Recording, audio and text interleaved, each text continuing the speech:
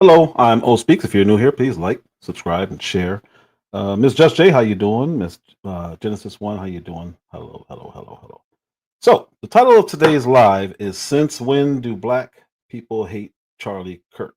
I'm gonna talk a little bit about Christianity, and I'm gonna talk some facts versus lies. I've been into politics for a very long time. Recently, actually, since Charlie Kirk became something around during the Obama administration. I think it was the first one, maybe the second one. I never heard black people talking about Charlie Kirk. How you doing, KMC? Unless it was like the usual liberal black gatekeepers, I never heard anyone talk about him. So either people loved him or they didn't know about him. There wasn't many people in the black community who hated him. Now he said some things that sparked controversies, but while he was alive, he was articulate enough to explain them, and those so-called controversies went away. I'm going to cover a couple of those. What's going on? What's going on, G. Will? And my intro to politics is in the early '90s. It was a man named Larry Elder, um, and I hated the guy. And he was saying things, especially when he used to talk about Rodney King, the Rodney King riots, and all that. But he was saying things that were very uncomfortable to hear, and I just didn't like it. But the more I heard him, I would try to listen to things to poke holes in and I guess find arguments against him, and I just couldn't. Because what he does is he just boom, boom, boom. He's like an encyclopedia, and he throws facts out just nonstop. And there's really no way to combat what he does. Charlie Kirk was very similar in his style of debate. Ben Shapiro's another one. You know, they could be wrong, but you have a really difficult time getting in because you have to beat your way through. Hello, Shay. You have to beat your way through facts, and that's not an easy thing to do. So this was back early in the '90s.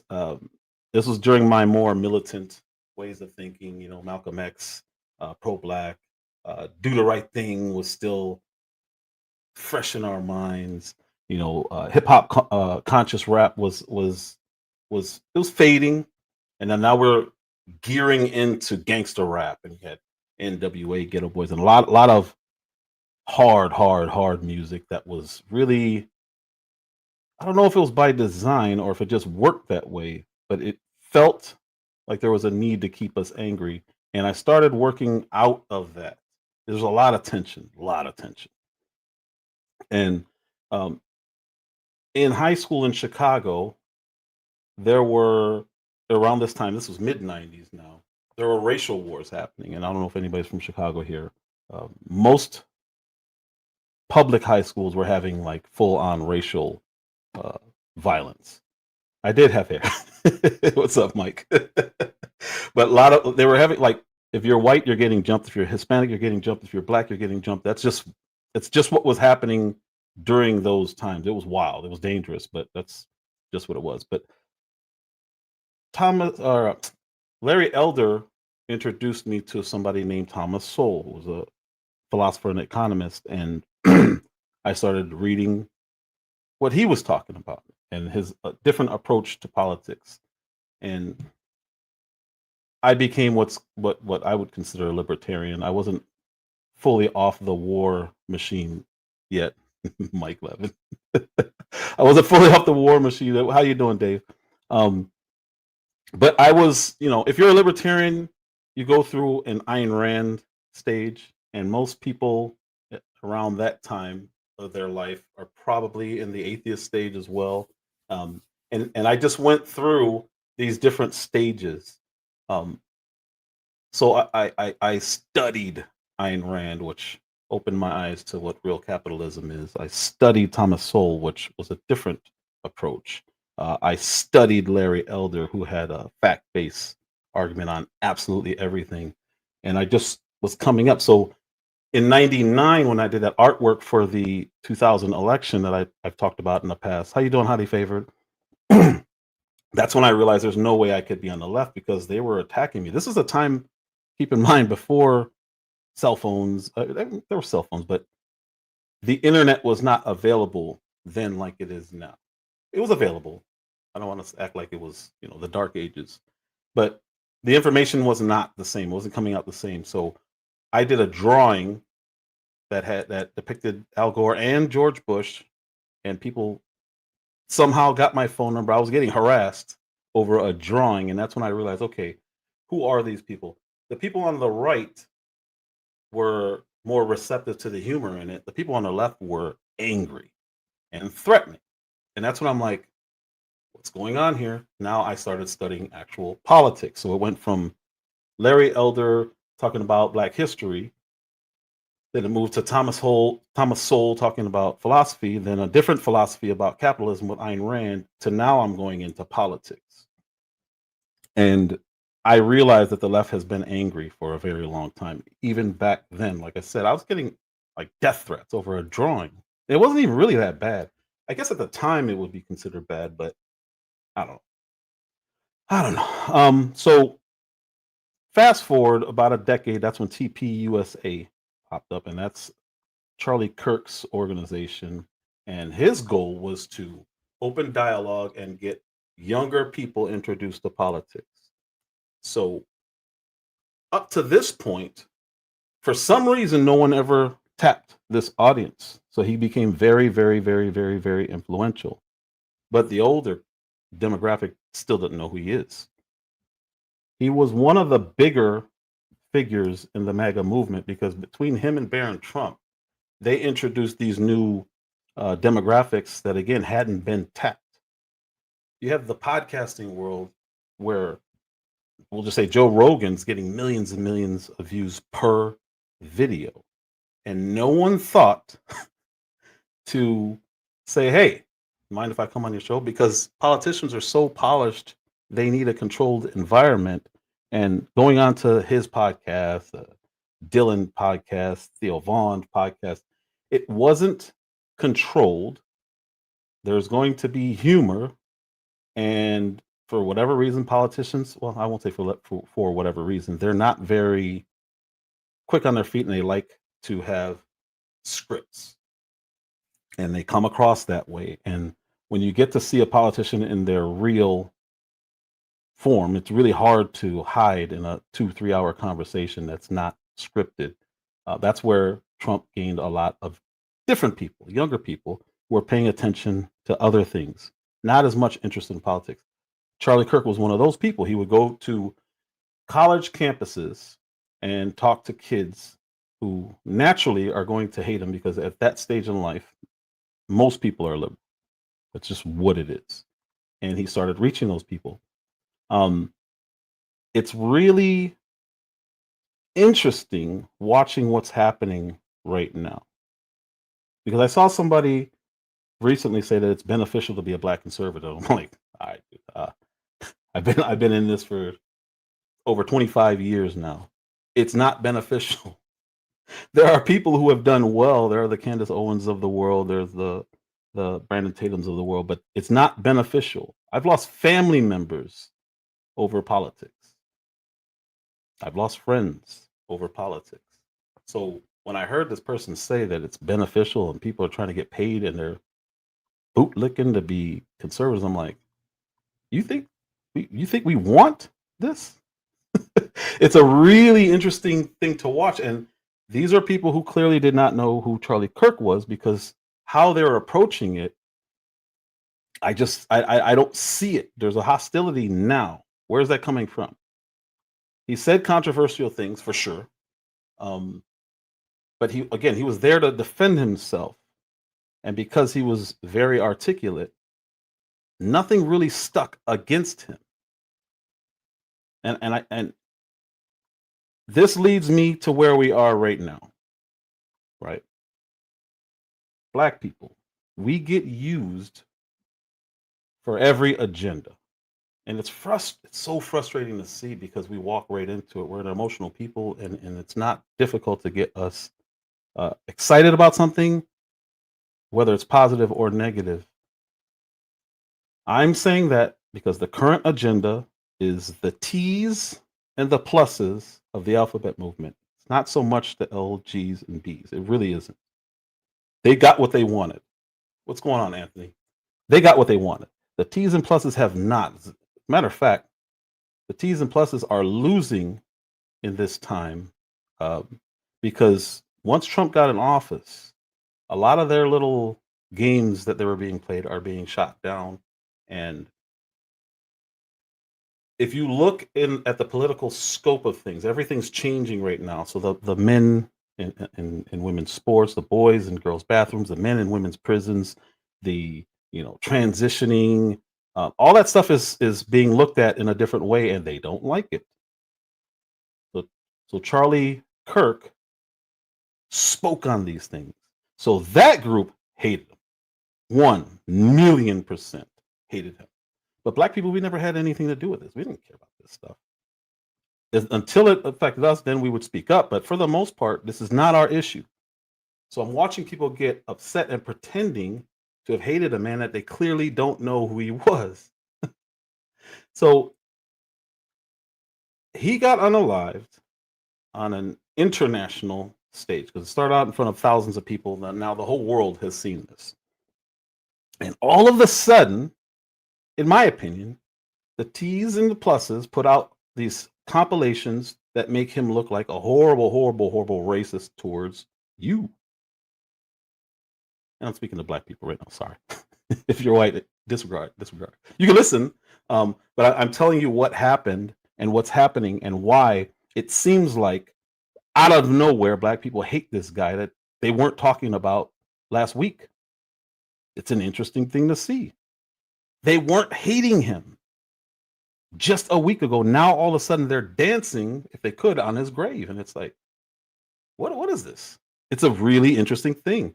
There's a person in here right now, Dave. He came onto a platform because he's clearly trying to figure out what's going on. I'm here to explain. So David, where is he? David, I don't remember his name. David Buldo. Hopefully I'm not butchering that. Buldo. This is what's going on right now. This movement intentionally chopped up things that Charlie Kirk has said and made it look like he was this raving, psychopathic racist. And now black people are saying, whoa, what is this? If he said all this stuff, I'm glad he's gone. And it's like, why now? We haven't heard you speak up in this whole time. Where is this coming from? Anthony said, real, not too familiar with him. I know his face. Like a fine, he had different opinions and views with certain people. Was that wrong? Yeah. So it's a really fascinating thing to watch. Because they've been under the microscope, the T's and the Q's, or T's and Q's. QIA plus TQIA.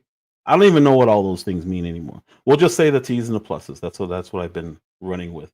What's going on, John Thompson? They need us once again to bail them out. And I'm not going to get into the MLK thing today. That's Wednesday. You may not like that live at all. But they used the civil rights legislation to push these things that had nothing to do with civil rights. But again, not going to touch that today. You can come back Wednesday for that one. People are not going to be happy with that one because Charlie Kirk said something about him that again is being made to look like he was a racist because he said MLK is not a good guy. Okay, we'll talk about that on Wednesday. It's really, really sad to see somebody who did so many good things be bashed because this small group of radicals are trying to turn other people. They're playing this puppet master game and trying to turn people against each other. And I even seen it this morning. People say, well, why should black people care about it? I agree. Even if you didn't like the guy, this should not be a huge issue for us because you didn't know who he was last week. So the bare minimum, you should be able to sympathize or empathize and say, you know what, that sucks that he died. But they will not allow that. The left will not allow that. You have to be against him. And they're going to show you clip after clip after clip after clip, to the point where we have young Black people losing their careers, their futures, their current jobs, and all of their potential over something they had no idea existed a week ago. I'm watching. If you see my thumbnail, let me see if I can pull that up, because it's just sad. It makes no sense. Let me see. I didn't say the thumbnail, but I have several young Black people who have ruined their lives because they went online to the entire world and celebrated a man's death who they didn't know. Um, and it's I don't understand it. We should be more mad that that's happening than the fact that you thought he was a racist, because it's past tense now. He's gone. Why are we doing this? It's I don't know. I don't like that our people are jumping into this fight. I don't like how we're speaking about a man after he's gone. I'm going to be very careful on Wednesday to not smear Martin Luther King, but I'm going to explain why there's nothing wrong with not liking somebody or saying that they're a bad person without disrespecting them. You can do both. You really can. And bashing a dead man because the T's and pluses put out these compilations, it's reprehensible. It's really, really, really nasty. It's really, really nasty watching what they're doing, because I believe it's 100% intentional. I don't see any way around it. We're being used, and what Charlie Kirk spoke about was anti-vet. That's it. That's what it was. And that's not extreme by any means. America voted against all of their little legislations, the men in sports, like I said, the bathrooms, all that stuff. We voted against it because most Americans, including Black people, Hispanic people, Asian Americans, everybody voted against this stuff. What's up, Uncle Al? Because we're rejecting it. So what do? Cause chaos, because this is what they want to do. Trump took every swing state. He got the popular vote. He got the electoral. There's a reason. America does not want that stuff. So I played some videos the other day where young Black people were using gospel music while they were dancing about another man's assassination. Do you know how sick you have to be to do something like that? You know, and it was really hard to watch. I took the music out when I played the video on my presentation because it was so disturbing. Not just for using music, because I could have played the music and not gotten a flag or anything because it was so short. I just didn't want to hear that. It's so nasty. And those songs are there to praise Jesus. They're not there to be used for evil. Even if you thought he was evil, that's not how you handle it. My sister posted something on Friday night on social media, and there was a pastor, somebody who said they were pastor, said pastor on their profile or whatever. And I had a rebuttal for almost everything that he said, but he did 8 paragraphs, and I'm glad I didn't send it because I don't want to insult somebody on their social media and comment in their comment section. But I was so disturbed by what he was doing that I went to look at his other posts, and of course he had a bunch of anti-Trump stuff. There's nothing wrong with being anti-Trump. Let me say that. The way he was presenting his paragraphs it appeared to be empathizing Charlie Kirk's passing, but then it also said that he was supporting racist things. He was supporting the anti-alphabet things. And I'm like, what is this? What am I reading here? Every paragraph was it sounded good. It was very eloquently written. It sounded good, but he was promoting stuff that is anti what he claims to be a pastor of. And the post disappeared, so I'm assuming somebody said, "Hey, whoa, you can't, you can't put this up, or you can put it up, but just know there's going to be backlash." It was gone, and I'm really glad that I didn't comment on it. I don't know if he hid his account or somebody close to him was like, "You need to take this down." Whatever happened, it's gone. A big problem that we have right now in Christianity, I'm speaking about the Black church specifically, is because that's the title, obviously. We have pastors that are giving emotionally driven messages, and emotionally driven opinions rather than spreading the word. And if you're not Christian, don't worry about it. I'm going to explain what we're supposed to be doing when we're reaching out to people. The reason a lot of people don't like us is because we think we're better than you, which is the exact opposite of Christianity. We try to show people that we're just like them, if not worse. That's what we're supposed to be letting people know, and that's, for whatever reason, it's not happening. What's up, Melda? You have the right to an opinion, everybody does. But when you're a pastor, you have this title on your name. When you give your opinions, you can't just throw out stuff unless it is backed by scripture. This is what you're supposed to do. They need to do this. Your opinion should align. Now, you may disagree with some things, whatever, I don't care. But if you're going to go online and espouse stuff and call somebody names and do this stuff, I need to see your scripture. Who are you? How can you say this? So I'm going to pull this up real quick. This is what a pastor is supposed to do. Let me open this up. There you go. They are supposed to shepherd the church, which involves teaching sound doctrine, leading and overseeing congregation, protecting them from false teachers, praying for them, equipping believers to minister to another. You're supposed to be helping us be able to spread the gospel.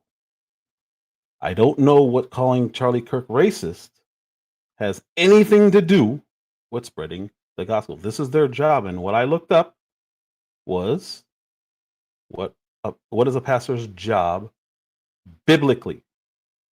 Not their opinion, not my opinion. What are they supposed to be doing? So when I saw this post, I wasn't offended. I was just annoyed. Like, come on, man, what are we doing? What is this? Why are you doing this? I could go line for line and debunk all this stuff. We're supposed to be spreading the word, not your word. We're supposed to be pointing people towards Jesus, not talking about how somebody's a racist and how they shouldn't be hailed as near MLK, all this other stuff that I've been seeing. And I'm like, I don't know. But what I noticed about those 8 paragraphs is they promoted illegal immigration, the alphabet community. They talked about social programs like welfare and stuff like that. Whatever else he put in there, not one scripture, not one. So he just went on his personal opinion rant. If you want to do that, just take the pastor off your name and post. Why do that? I don't understand that. It was really strange, and in my opinion, it was wrong to not see not one scripture on a pastor's post about something that big, a huge deal. And I it's not your place. Unfortunately, as a pastor, you guys have a different responsibility when it comes to interpreting the world, because you're supposed to do it through a spiritual lens. You're not supposed to be speaking of the flesh and your opinions and all whatever. You have a right to have them, but you have a different obligation when you take that calling. And again, if it was a personal page, I couldn't care less. I really wouldn't. But I could not disagree more with how he did what he did about a man who passed away as a Christian, reaching out to the world, calling somebody names after they're gone. But then on the back end of it saying, but hey, I guess he shouldn't be unalive. Like, I feel bad for the kids. I feel bad for the wife, but he's a racist. He did this. He did this. It's like, what are you doing? How does that help your parishioners and the people who follow you, your congregation? How does that help them? And it bothered me. But your opinions are yours, and if you're going to give me your opinions, back it up with some kind of scripture, because if you don't, I can't take you seriously, and I don't trust you. There's a lot who do. I've seen a lot of pastors give their opinions. They quote scriptures, whether they're in context, I don't care, but at least they're trying to show me that they're who they say they are. And then I can disagree and we can move on. I won't even argue with them. But when I see you just throwing all these worldly opinions, and I'm like, yeah, I'm sorry, man. Unfortunately, part of the territory of having that title is you need to spread the word, not yours. Now, I want you guys to hear two pastors.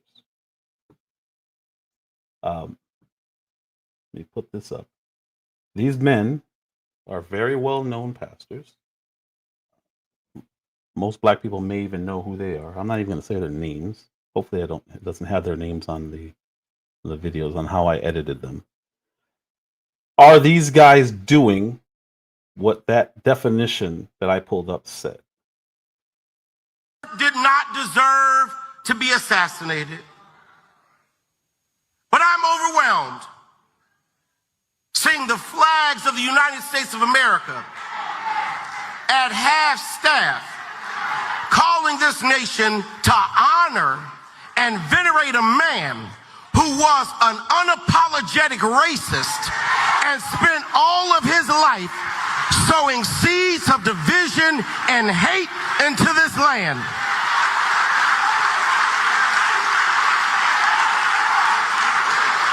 And hearing people with selective rage who were mad about Charlie Kirk but didn't give a damn about Melissa Hortman and her husband when they were shot down in their home, tell me I ought to have compassion for the death of a man who had no respect for my own life.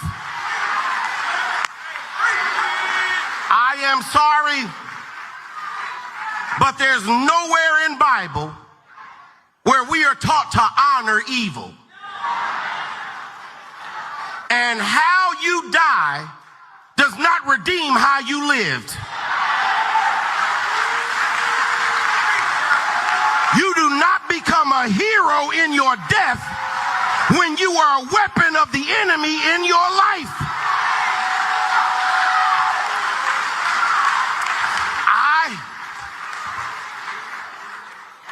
I can abhor the violence that took your life, but I don't have to celebrate how you chose to live. I am overwhelmed. If you are a Christian, you know how disgusting that was, and how evil that was, and how shameful that was. If you're not, it looks like, oh, well, that's an emotionally charged speech. Problem is, there was a choir behind him, so this man was doing that from the pulpit. And you don't know how wrong that is. He's going to have to answer. He's going to have to answer to that. That's not for me to condemn. I just know that that's not what he's pretending it is. And all those poor people in that audience, no, not all of them can be poor, but they're eating it up.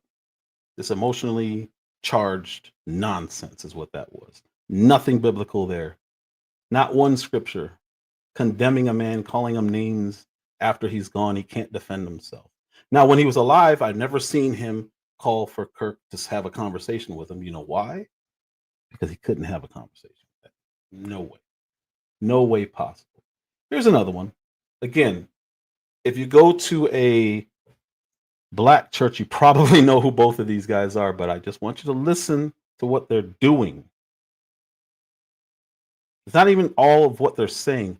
They're charging people up. They're revving people up. They're using 100% emotion. No scriptures. There's nothing of faith in what that guy just did. Nothing. But let's listen to another one. Moses said, let my people go, but some of the people were holding on to Pharaoh. God, help me in here. I'm concerned about all of these Negro preachers who've been, in fact, talking about that this man that was killed was the answer to Christ in the earth. Y'all ain't saying nothing. They having moments of silence in black churches all over the country over a man that was racist and a white supremacist. How dare you compare him to Martin Luther King? The only thing that Charles and Martin Luther King got in common is both of them was killed by a white man. After that, they got nothing else in common. That's sick.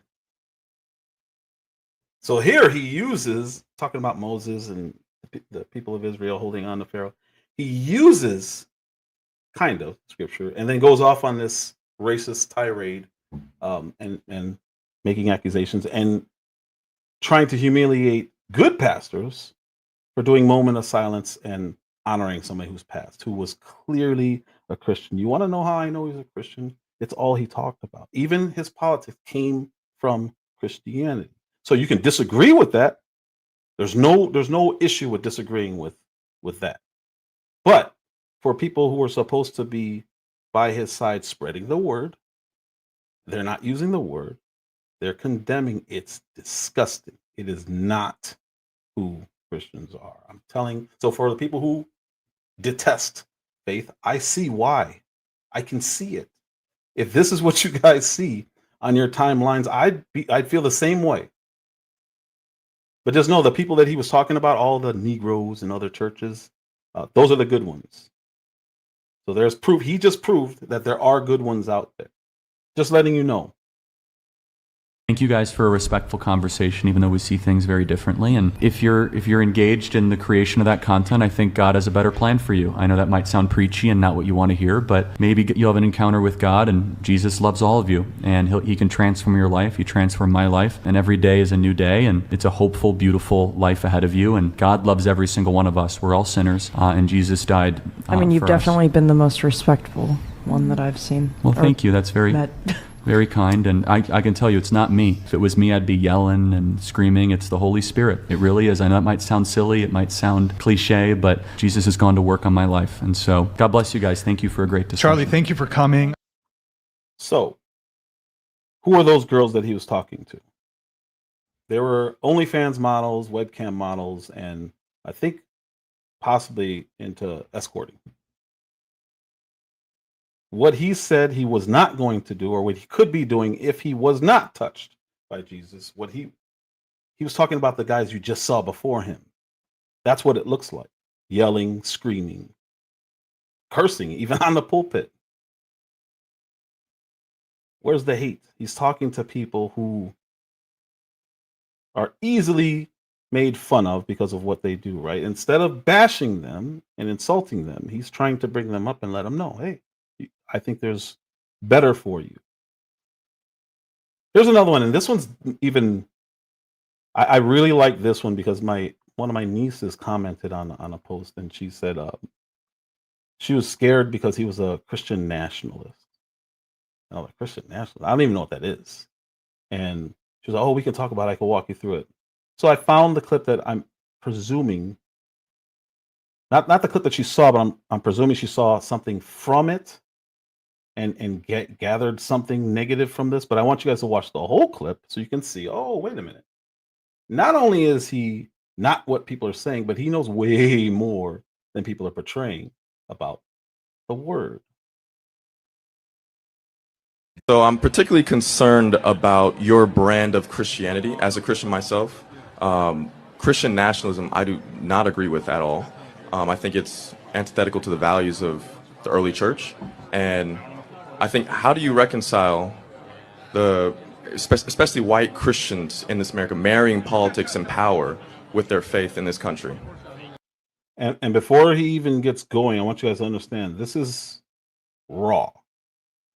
This is some person he's never met coming up and talking to him about something. There's nothing prepared about this. That's what's going to make this even more impressive. He doesn't even know the term. I didn't know the term either. I don't know a Christian nationalist. So what he's about to do is all off the top of his head, which is going to show you he actually studied the word. There's a lot there. I've never described myself as a Christian nationalist. So I'm a Christian and a nationalist, so I've never used those two And things. then right there, that and nationalist. Where in the scriptures does a Christian... Well, thank you. Jeremiah 29:7, demand the welfare of the nation that you are in, because your welfare is tied to your nation's welfare. Let me continue.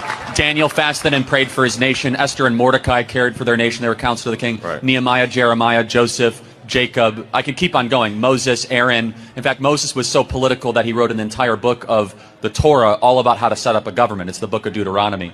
So, in fact, the Bible is an explicitly political text amongst many other things. Now, can we interpret those texts in the light of the revelation of Christ? Because you just cited all Old Testament texts, but you've not once cited St. Paul.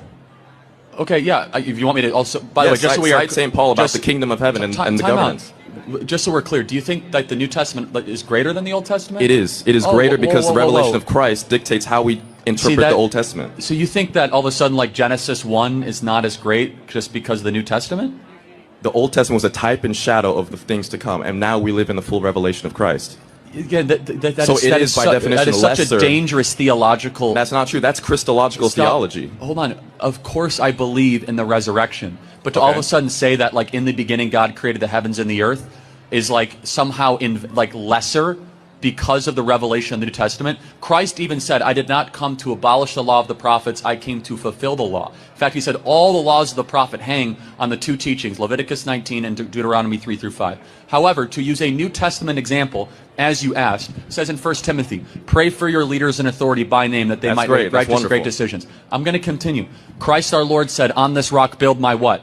Church. Wrong. Ecclesia. It's not the word church. Okay, the word English church, translations of Common Bible say church, so my bad. well, actually, it shouldn't, because the original Greek term says, on this rock build my government structure. Ecclesia was a secular word used in that time, which was all about the advancement of freedom and liberty, which are the two words in Greek, eleutheria, isonomia, which are the two words there. So the point being, Christ called us to be salt and light.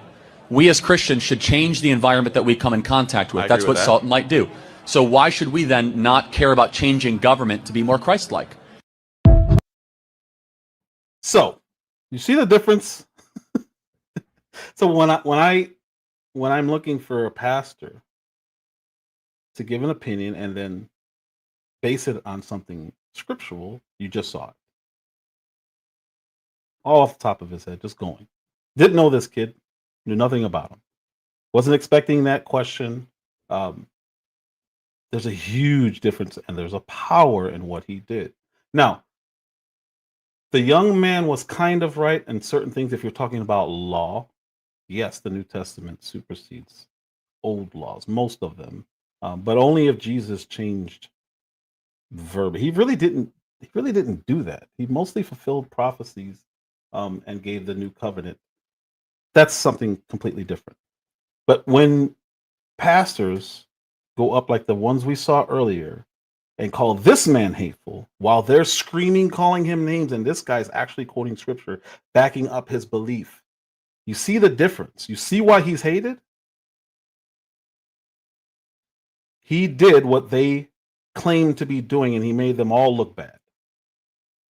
And they would not have a conversation with him. There's no way. There's just no way. So when I see pastors, they are influencing younger people and older people as well to come forward with hatred and condemn a dead man and dance and sing about it and laugh and then call for the deaths of his wife and his kids and say that they're next.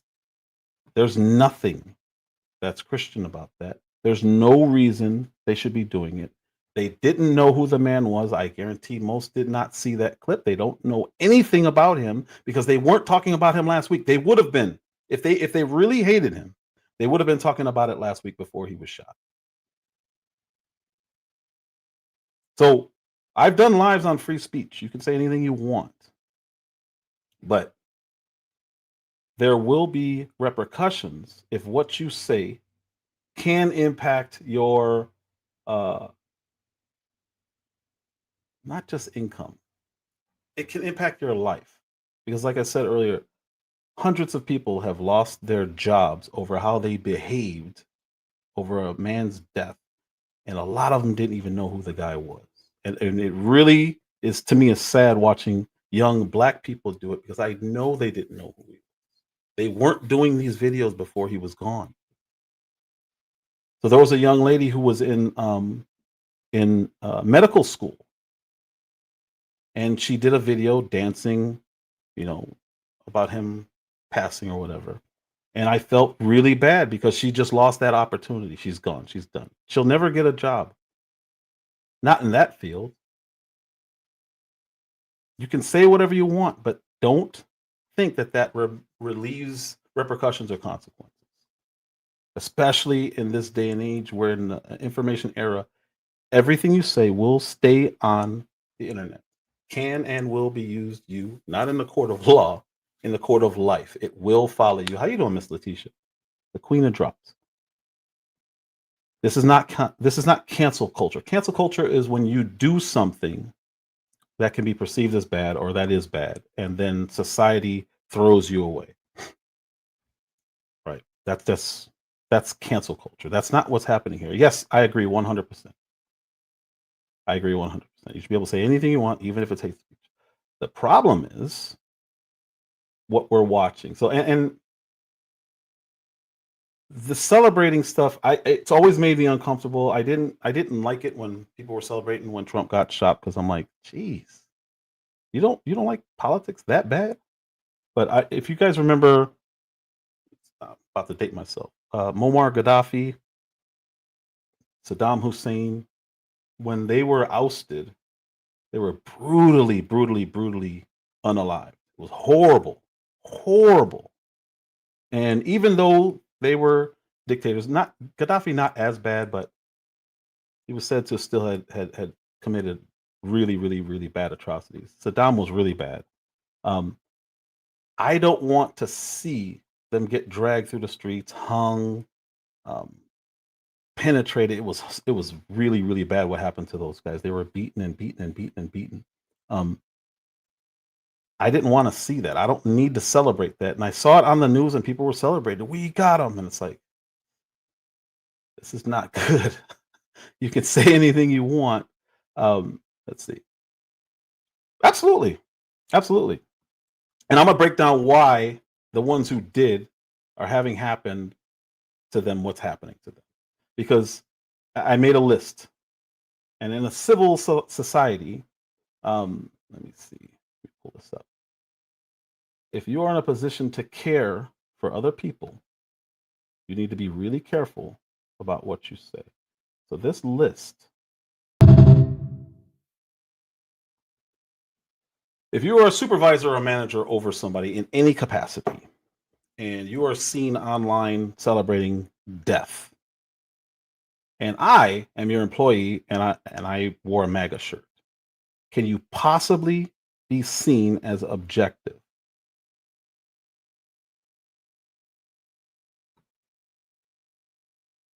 Just think about it. Just think about I need you to think about what I just said. If you're going to lead me and you're in charge of my promotions, you're in charge of my career, no matter what it is, I don't care if it's McDonald's, and I wear a MAGA shirt, and I agree with some of the positions that Charlie Kirk held, can you lead me? Probably. But can I trust that you can lead me? There's no way. Because at that point, you wouldn't mind seeing me gone. What other positions should you really be careful with if you're online dancing about somebody's death? Can you be a teacher or a school admin? Can you genuinely teach people these things if you're okay with me being dead because of what I believe? Yeah, I don't think so. Now, again, you can do it, and I'm sure there are people who are doing it, but when you express joy for watching someone die for things that I believe in, I cannot trust that. There's no way. Yes, it can. The same logic can absolutely apply to his demise, but celebrating his demise is completely different. So You can say, I didn't care about him, I don't care about him, and move on. But when you celebrate the fact that he's dead, you're now saying, oh, are you saying if I pass away, you would celebrate? And you're my teacher? That's a very, very, uh, you have a really tough time convincing your students, if your student is wearing a MAGA hat, that he's going to be treated the same way as the other students, because you literally celebrated someone's death publicly and put it online and said you were happy about it. If you do any work with children, do you want your children under somebody who celebrates death? If the answer is yes, amen. All power to you. Good luck. Good luck. I don't. Not at all, I don't. I really don't. She said she wants to be celebrated. But so you can, that's your personal want. You can want to be you want the party, that's fine. But that's not what they were doing. It wasn't in a good way. Because we a lot of black people, we don't, we want to send the person off, right? We don't want to cry the whole time. The problem is, if you don't know somebody and you show up to somebody's funeral and now you're saying, yeah, he's gone, that's completely different type of celebration. It's not going to be received well, I guarantee you. Go into that funeral home and see what happens. Now, is this somebody going to somebody's personal thing? No. Is this somebody giving a public opinion on a public figure? Yes. Do you have the right to say it? Anything you want. Stay away from my 7-year-old son. Almost 7. I will hurt somebody if I saw, if I find out there's a teacher in my school who was doing this, celebrating the death of somebody just because of their political opinions, and I wear a MAGA hat, and that teacher sees me out somewhere. I don't wear the MAGA hat, but that teacher sees me out somewhere. Now they are okay with my death. Can I be confident that they will treat my son well? No. These are the repercussions of your free speech. Say what you want. Stay the hell away from my son, because we're going to have a problem. And it could be a violent problem. Because you are okay with my ideas ending in my life being gone. I don't trust you near my children. I just don't. I don't. But you can apply this to anybody or any of your beliefs, whatever you believe. If I can hate you for your belief and then be over teaching your child, I think no matter what the belief is, it doesn't have to be politics. It could be anything. If you're capable of that, you should not be over other people's children, because they can turn that on you just because they disagree. Another profession, social services. You should not be over people's welfare benefits if they happen to have a MAGA t-shirt on, and you can be in charge of canceling their welfare benefits. You hate the person, or maybe you don't hate the person, you hate their ideas, which means you're okay with them dying. That is beyond extreme. You celebrating death as any of these positions will have dire consequences on your future. It just will. If everyone finds out about it, you can keep it to yourself. You can say it in private. You can say it to your friends. You can say it to everybody. But if you put it on the internet, it's never going anywhere. It will always be there. You can delete it if you want. We've seen people trying to delete their opinions. There's nothing wrong with your opinions, but just understand other people's opinions of your ability to be human or humane are going to be cast on you. If you're in therapy of any way, psychiatry, psychology. Psychiatry is worse because you actually distribute meds. How can I trust you with my well-being if you're okay with somebody dying for disagreeing with you? If I say something while I'm confiding in you that you disagree with, I have to assume you would be okay with my demise. You are now leading me to what? These are repercussions. So when you see people getting fired, it's like, oh, they shouldn't get fired. They should be able to say whatever they want. Okay, just think about what they're doing at that job. If it's McDonald's, I don't know. But even there, well, I'll cover that in a second. If you're a doctor, there is no way you could take an oath to do no harm and then celebrate somebody being harmed. especially in public. And this applies to dentistry also. This applies to, again, if you are in charge of caring for people or over people, this is a problem. This is a huge, huge, huge problem. Because if I have on a MAGA shirt, when I come in and my leg's being amputated, and you can hit an artery, I'm not saying you're going to do it. I'm saying if it happens, you don't really care. Because you don't like my opinions. This is why when people were going around taking signs off of people's lawns and destroying their property and destroying Teslas, it's like, are you insane? That's mine. People were literally destroying cars over politics. You don't have that right. So in this case, you have people who are willing to say, yes, I'm so glad that person's dead.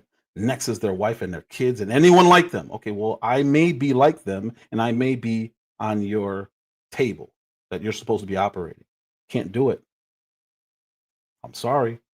Unfortunately, just like that pastor, unfortunately, you lose the right to publicly display some of these things that you feel. You have the right to do it. Let me correct that. You don't lose the right. It's way more costly for you to do it. And the exact same thing with a nurse. Are you going to, Dave, are you going to, am I going to allow you to take care of my father in his home when you may have accidentally seen me with a MAGA hat on, and I know you're okay with people dying who wear MAGA hats? Can't do it. How can I be confident you would care for my father like you would care for your own? I can't. And that's your choice. Firemen, same thing. A lot of times, firemen and paramedics, I think paramedics is maybe my next one. Yeah, a lot of time firemen come, they're the ones who show up. So you're smashed by a car, you're bleeding out. Firemen are usually the ones that show up if they're closer, and they're the ones who are going to hold you over and get you to the hospital. Can I trust you with my life if you celebrate death? That's the next part that I'm going to get to, G. Will. But in these professions, these are all professions where you better be careful displaying these tendencies, whether you want, again, you can say it all you want. Absolutely. You better be good at speaking and you better be good at YouTubing, because that's what you're going to be doing with the rest of your life. Police officers, same thing. You're entrusted to serve the people. How can you serve people if you celebrate their death because they disagree with your ideas? This is a very, very, very, very, very dangerous game these people were playing, and I don't think they understood it. Military is the exact same thing. You're fighting for my right to my opinions, and then you celebrate me dying over my opinions. You see the conflict there? Like, how do you square that? How do you justify if somebody dies in your care and they have on MAGA merch and people see you online celebrating somebody else who died over MAGA ideology or whatever you want to call it? You're now going to be under question. Your motives are going to be under question. Everything's going to be under question because you spoke on something that is directly impacted by what you do. Politicians absolutely need to be careful. Absolutely, they need to be careful. The good thing about politicians is the people will get you out of there. I believe Ilhan Omar will not make it, but we'll see. We'll see. Because the left is so deranged in their beliefs, they may still keep her in after what she said. And I'm not going to play that today. But once you display even the perception that you're evil, you lose the faith of the people that you're supposed to be serving. That's just what it is. Judges, if you can't show me the judgment of not celebrating death, you damn sure shouldn't be celebrating, or you damn sure shouldn't be judging me over anything I do, unless I'm taking a life. But it doesn't get much worse than death. And if you're celebrating someone dying, how can you judge me for running a light? You're 10 times worse than I am, because the dangers of me running a light is that I can impact and have somebody else die. Well, you already celebrate that. See how that's a problem? If you don't, hey, continue to speak your mind. But I'm telling you now, any of these professions, and I'm sure there are more that I didn't think of, but if you're a journalist, you can't do this. We watched the guy on MSNBC rightfully get fired. I don't know how he still had a job anyway. He said some dumb things in the past. But, well, we don't know who it is, pretending to be neutral and casting outrageous scenarios. Well, you know, it could have been one of his supporters who shot him. They were just celebrating, firing guns into the crowd. Like, absurd. What his job was, in his mind, was to make sure people didn't see it some kind of way. We need to get this away from the T's and Q's. We need to focus on anything else, to the point where we're telling black people that this guy was a racist. 15, there's only 2 more. Pet care, same thing. You're not gonna get my dog, care for my dog, if my dog needs a surgery or anything like that. I think you're even more likely to allow something bad to happen to an animal if you're celebrating humans' deaths. Stay away. Stay away. I don't want you walking my dog. I don't want you anywhere near, because it's so easy to say, oh, it was an accident. He got hit by a car. He got away. You're evil. You probably let him go. I could be 100% wrong, but I watched you celebrate a human's death. Why would I trust you with any animals? You can't be near a snake, turtle, nothing. Stay away from me. Because if you don't like my ideas, you're okay with me dying. That's about as extreme as it gets. The last one I could think of is in food service, which is really, really, really, really, really bad. If you're in the back making food and you see me with a MAGA hat on, I'm not going to trust that you won't spit, put something in, take something out. I don't trust you. I don't trust you, because your level of hate, in my opinions, is so bad. What's going on? Not worth it. Is that you would do anything to my food. And we've all heard stories of people doing disgusting stuff to food. So if you're okay with me dying, I have no reason to not believe you wouldn't do something to my food. That's it. If you're in these professions, you need to think about this. It's not just these professions, because it's something G. Will said earlier. You're still representing a brand. We saw Colin Kaepernick kneel, right? Exercising free speech. Cool. But you're at work and you're representing them. If you can harm them and their finances, you might want to not do it there. You can affect their bottom line. You're still representing them. And it's not just, I just gave him as an example. But if you're a professional in any capacity and you're representing your company, if you're in uniform and you do something, you're probably going to get fired. Even though you're not at work, you're representing something else. You can get in trouble. Company policy. Do I always like that? No. It really depends on how bad the opinion is. But I can't determine that, because the company is going to determine that. They might, if you work for Pepsi, they might not want you to ever walk around with a Coke can. And if you're seen anywhere with a Coke can, you're fired. Hey, wait a minute, I can't drink Coke. Yeah, you can. You're just going to get fired. It's the same thing with speech. And what happened to Kaepernick is he got paid, but not because of what he did. It's because of how the rest of the league handled making sure he doesn't get on their team. So he ended up getting paid for it. I don't want to take that risk. And right now I'm lucky enough, I'm blessed enough to be in a position where I don't have to worry about any of this stuff. But if I was in any of these professions, everyone can know my opinions, but it ain't going to be posted online. I'm not going to be celebrating death. Even if If I was ever so angry to think that it's okay for somebody to die, I would not do that. I wouldn't do it anyway.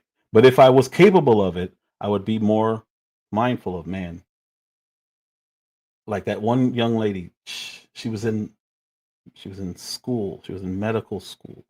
I don't know how far she was in, but just think about if she was in, if she was in her clinicals. You went to school, you did all this work, you passed all these tests, you got amazing grades from elementary all the way up, and then you get seen online dancing about someone's death, and you're supposed to take a Hippocratic oath.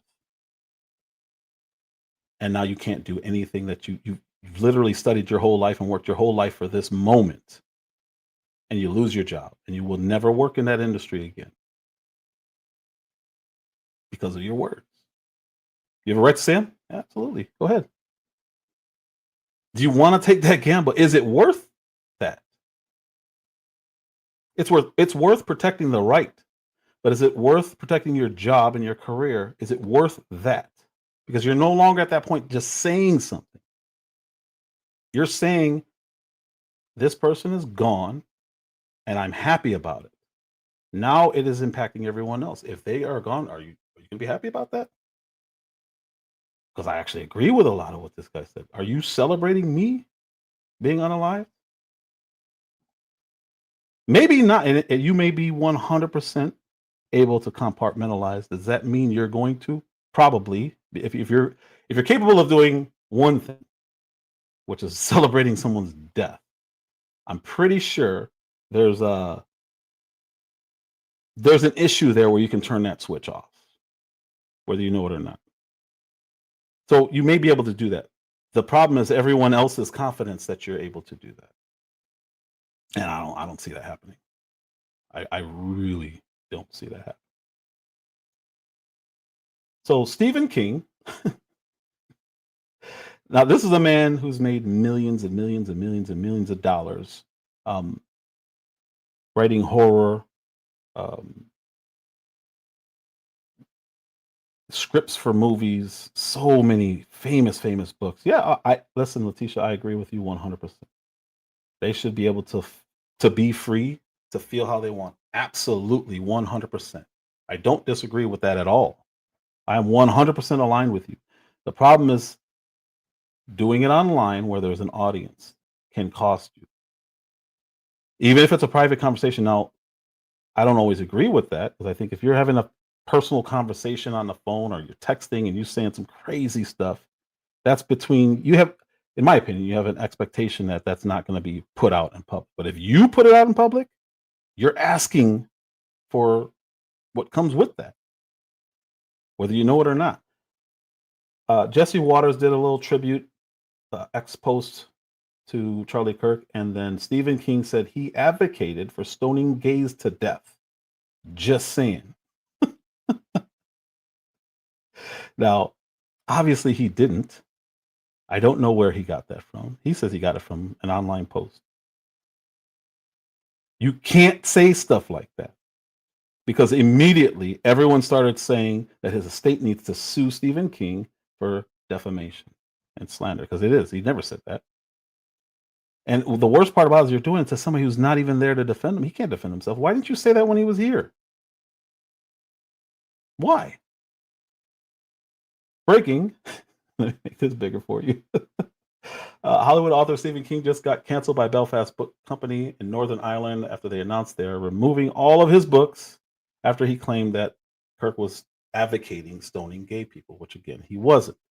Belfast said, quote, "We thought so much more of you, Stephen King, and even though this may harm us financially, we are removing your books from our website. Absolute abhorrent and ill-informed comment in the first instance, in that," I don't know what intitate, I don't know what that means.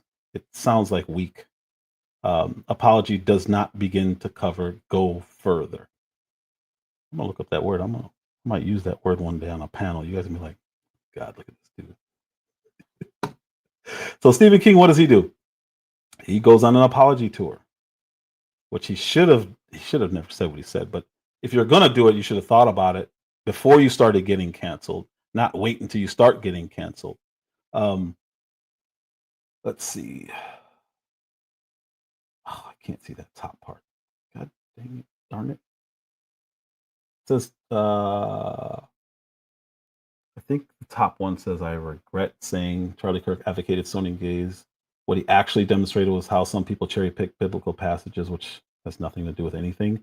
Then this Defiant L's posted him saying, or they said, you should be ashamed of yourself. What's the point? Then he apologized again. I was wrong. I apologize. I deleted the post. And Colin Wright said, no, he didn't say about stoning gays. And again, King, I apologize. He never advocated stoning gays. So clearly his lawyer said, yo, you need to repeatedly disavow what you said, apologize, and do not repeat it. In fact, how about you say that he did not say it? Sebastian Gorka said, when you decrepit liar, show us when Charlie ever said blah, blah, blah. He said, I have apologized. Then Ted Cruz, I don't care for Ted Cruz. He said, you're a horrible, evil, twisted liar. No, he did not. And Stephen King said, the horrible, evil, twisted liar apologizes. This is what I get for reading something on Twitter without fact checking. Won't happen again. Okay. That's not going to help because he's got a movie coming out. What do you think is going to happen when that movie comes out? It's going to be protested against, which means they're going to lose a lot of money. And yeah, so that's why I was just talking about that too. I was really against that because people were celebrating. Now, Hitler, I wasn't alive for that. But Saddam Hussein, Osama bin Laden. Osama bin Laden was a little bit different, but the Saddam Hussein one was public. You could see it. It happened in front of us on the news. Same thing with Gaddafi. You watched this dude get violated. And it was bad. It was nasty. But a lot of people celebrated it because they justified in their head that, well, this guy killed, so hopefully he's dead. And that's for the law to figure out, and that's for the Lord to figure out. It's not for us to condemn like that. You can disavow, you can do whatever you want. But if the internet was around when the Saddam Hussein thing happened,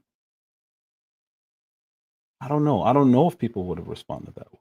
I really don't. I mean, the internet was around, but I mean, like now, like it is now. There was no Twitter and X. More people go to X for their news than any source on the planet now, and it's not even close. So if there were, hundreds of posts of people celebrating death, I don't know. I honestly don't. I was still against it. I always said that was nasty. I didn't want to see it. I just didn't want to see it. And to me, celebrating that says something about the person celebrating. To me, that's just me. So there was misinformation going around. Let me pull this down. And I wanted to get rid of some of these things. This is on the shooter. Because this is how we got to where we are. People just putting out these videos that it's just not true about Charlie Kirk. So I want to show some of the things that people were saying. Share screen. CNN. So some of these things were being said that it's just not true. Misinformation. They said he was seen wearing. So this one says posts falsely claim Tyler Robinson was seen in a photo wearing a Trump shirt. And I saw this personally. I saw people saying this, and I'm like, no, that's not what happened. Other ones were saying he was a donor to Trump. These aren't true. There's another one talking about let's see, Image created a photo of him in a plain shirt without any political messages. I'm gonna show that right now. Other one said his father worked. No, this one says his father worked. Well, that's not a big one to me. That's not a big deal to me. Getting where his father worked wrong that's not a big deal to me. But so let me pull this up. This is the fake picture. And again, I've seen people talk about this as if it were a fact. Nope. He was MAGA. He had on a Trump. There's a picture of him wearing a Trump shirt. Well, if you look where it's circled there, see his arm, the bed is not back there, which means this is a doctored photo. And then you have the real photo there.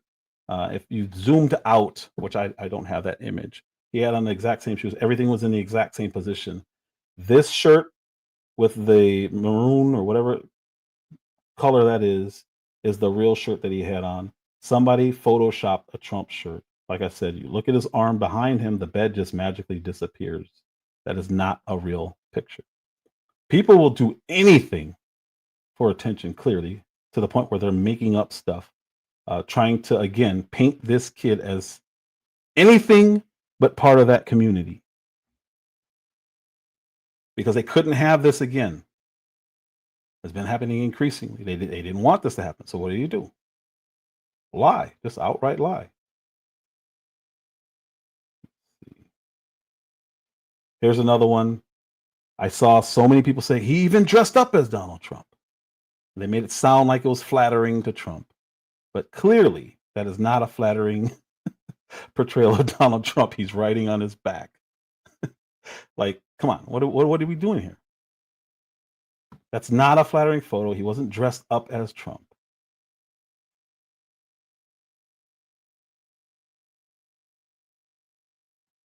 The other big part was saying that he was not part of that community. And this came out, FBI's confirmed, the governor of Utah has confirmed that this man here is his partner, or whatever you want to call him. This is his partner. Breaking a family member of Lance Twiggs, who was the transgender partner of Charlie Kirk's assassin, Tyler Robinson, says the family cut ties with Twiggs due to his hostility toward anyone supporting conservative or Christian values, and confirmed Robinson lives with him or lived with him. That's interesting. I don't think it's interesting. I think it's what everyone knew before it even happened. Because what does not make sense is that someone, MAGA, just went and did what happened. Now, I will say there's some weird stuff going on, but I'm going to leave it at that. I'm not going to address any of that until we learn more. But I can talk about some weird stuff. The hand signals everyone saw, you can say, yeah, well, they were hand signaling each other, communicating. Okay, all right, whatever. I don't know why they would. I don't know why they would signal when they all have earpieces. Maybe I don't know. I'm not going to go down conspiracy land with that. How you doing, Miss Chicago? I'm just not. Next one. Last year you said something. Okay, so that was it. So this guy is going to cover a lot of the issues that people have with Charlie Kirk alone. They're going to go through this, and you're going to hear some of the controversial takes that he had, but you're going to hear it in full context. No, none of this clip stuff making him out that I will never get on a plane with a black pilot. Absolute lie. Absolute lie. Will Big Brother create a radical alphabet hate group? I don't know. Who knows? Who knows? I wouldn't be surprised. About DEI, unqualified black pilots. You see a pilot on a black pilot. Don't you think it was an irresponsible statement suggesting that maybe these pilots aren't qualified or unqualified? No. But I'll tell you exactly what I said and why I said it. Okay, go ahead. I said, the pretext, I went through a whole windup. I said, United Airlines is saying that they want 40% of all their pilots to be people of color or women. All right, so now here is the United Airlines CEO. So this is why I want to give you guys context to what he said, why he said it. And you don't have to agree with his final take on it, but this is what really was said. And they made it sound, and I had somebody tell me, he said he would never get on a plane with a black pilot. I'm like, he didn't say that. Like, I remember this conversation. He didn't say that. So this is the CEO of United. We have committed that 50% of the class of the classes will be women or people of color.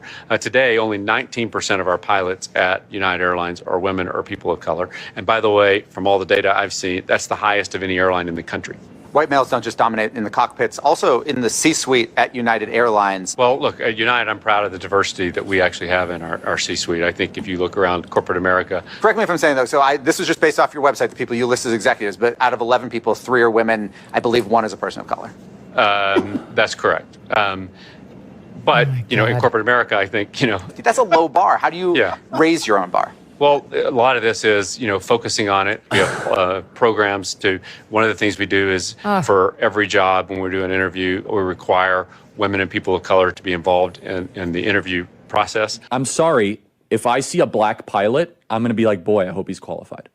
Well, that's the you game wouldn't have theory done I was that. talking You about. wouldn't have. You No, wouldn't and have done that's that not, before. That's not an immediate. No, listen, you wouldn't that's have done not that who I before. am. That's No. not what I believe. It is the reality the left has But created. DEI invites unwholesome thinking. And I said, and I was saying in the clip, that's not who I am. That's not what I believe. But what it does is it makes us worse versions of ourselves, Megan. That's the whole point of what I was saying, is that I now look at everything through a hyper-racialized diversity quota lens because of their massive insistence to try to hit these ridiculous racial hiring quotas. Of course, I believe anybody of any skin color can become a qualified pilot. That has never been my contention. I mean, it's silly. It's bigoted to think otherwise, right? What I was saying, though, is when you currently have less like 3 to 4% of current pilots are blacks right now, 3 to 4%. And now they want to say this is just a hiring class of candidates. Are there enough candidates to fill the 50% quota? And the other question should be asked is, why is it a problem? Let's just ask the premise. Why is it a problem that 81% are white? And I love the Axios guy. Well, white males are dominating the cockpit. Yeah, those pesky safe flights are dominating our society. And you're right. We walk around asking questions that we otherwise wouldn't ask. And I happen to say the quiet part out loud because I don't like thinking that way. I feel dirty. I feel like sinful. I feel that I'm now asking questions I wouldn't otherwise ask, but they've invited this entire conversation. And by the way, I just want to make this clear because then some people say, but Charlie, they're totally qualified. Hold on.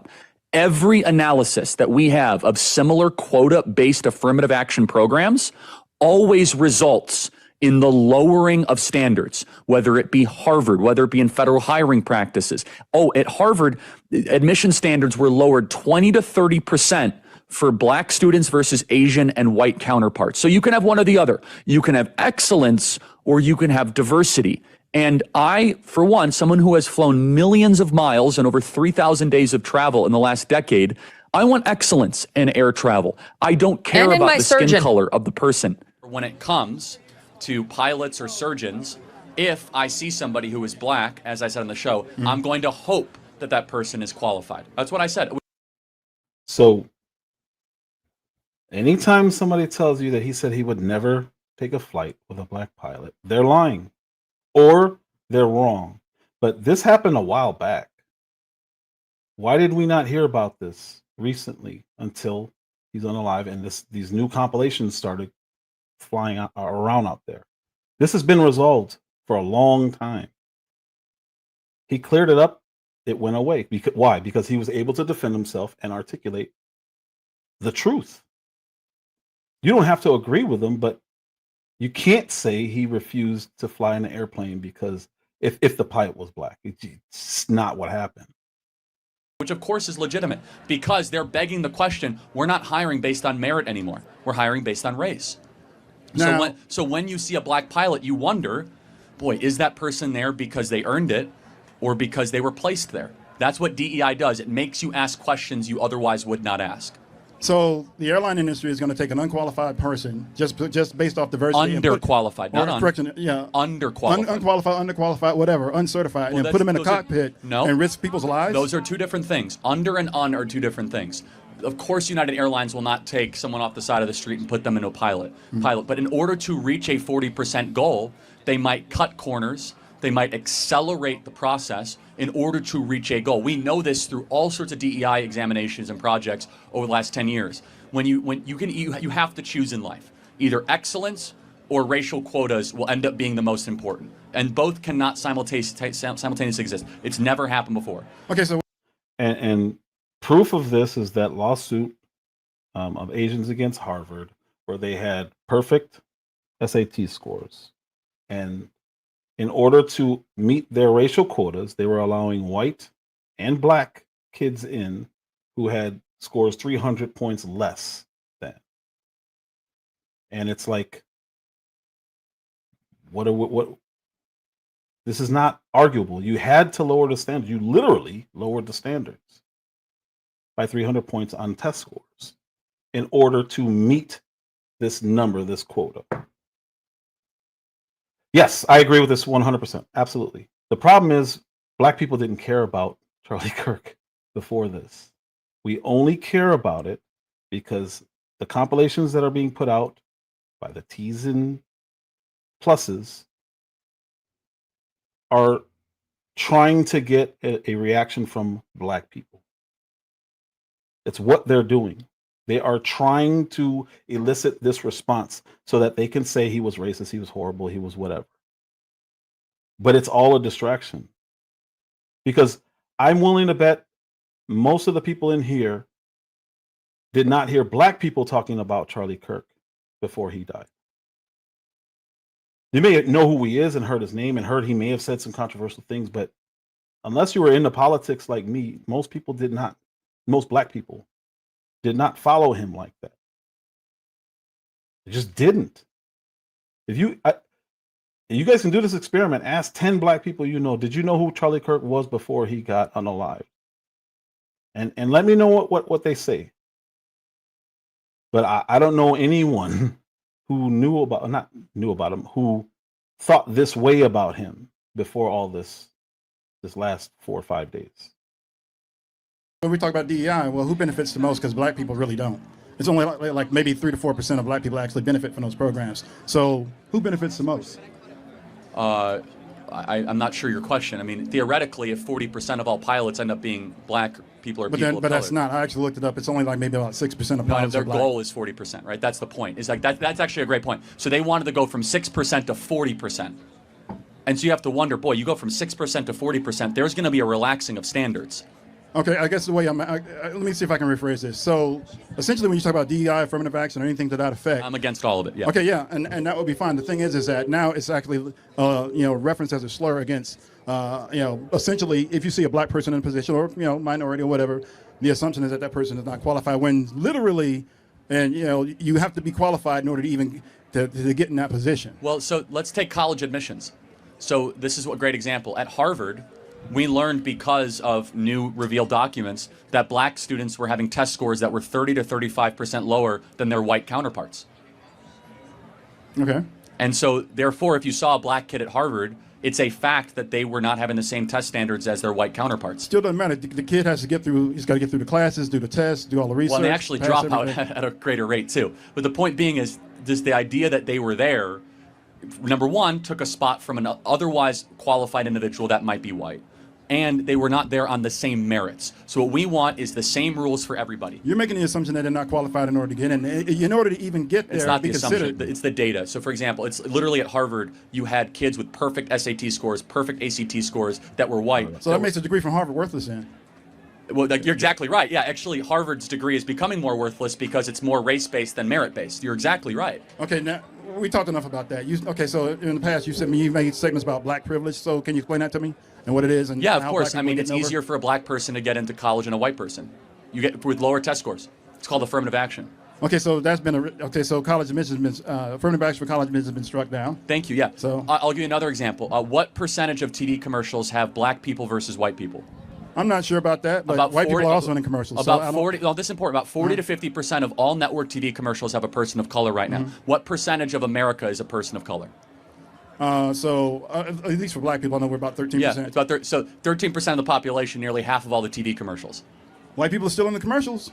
Yes, but underrepresented as proportional, though. The point being, I can give you another example. Easier to get corporate jobs. There are entire departments that are dedicated to just try and expand racial quotas. You know what would really have fixed this from the beginning had you not had, And you're absolutely right, TP. He is making an assumption. That's the whole genesis of his issue with DEI.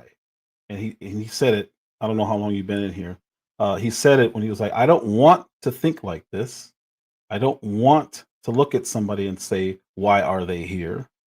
I'm doing it because they have told me that 40% of the people that are here have to be Black. So you're now casting judgment unwillingly and unwittingly against all the Black people because is this person here, is this pilot legit, or were they put here because of his skin color? That's the whole genesis of his argument. He absolutely is making these assessments or these assumptions. That's why he doesn't want to do that. And it's like, all right, well, is that legitimate? Is that fair? And it's not fair. It really is not fair. But the policy is what is causing this to happen. It's not the people who are causing this to happen. If you don't want to think that, get to know the individual. How do you get to know every black pilot that make up that 40 to 50%? That's not realistic. You have to go by what you're actually seeing. And when you're getting on a plane and your life is on the line, or when you have a surgeon who did not potentially do it. If we applied this to surgery, I'm not saying they did. I don't think they did.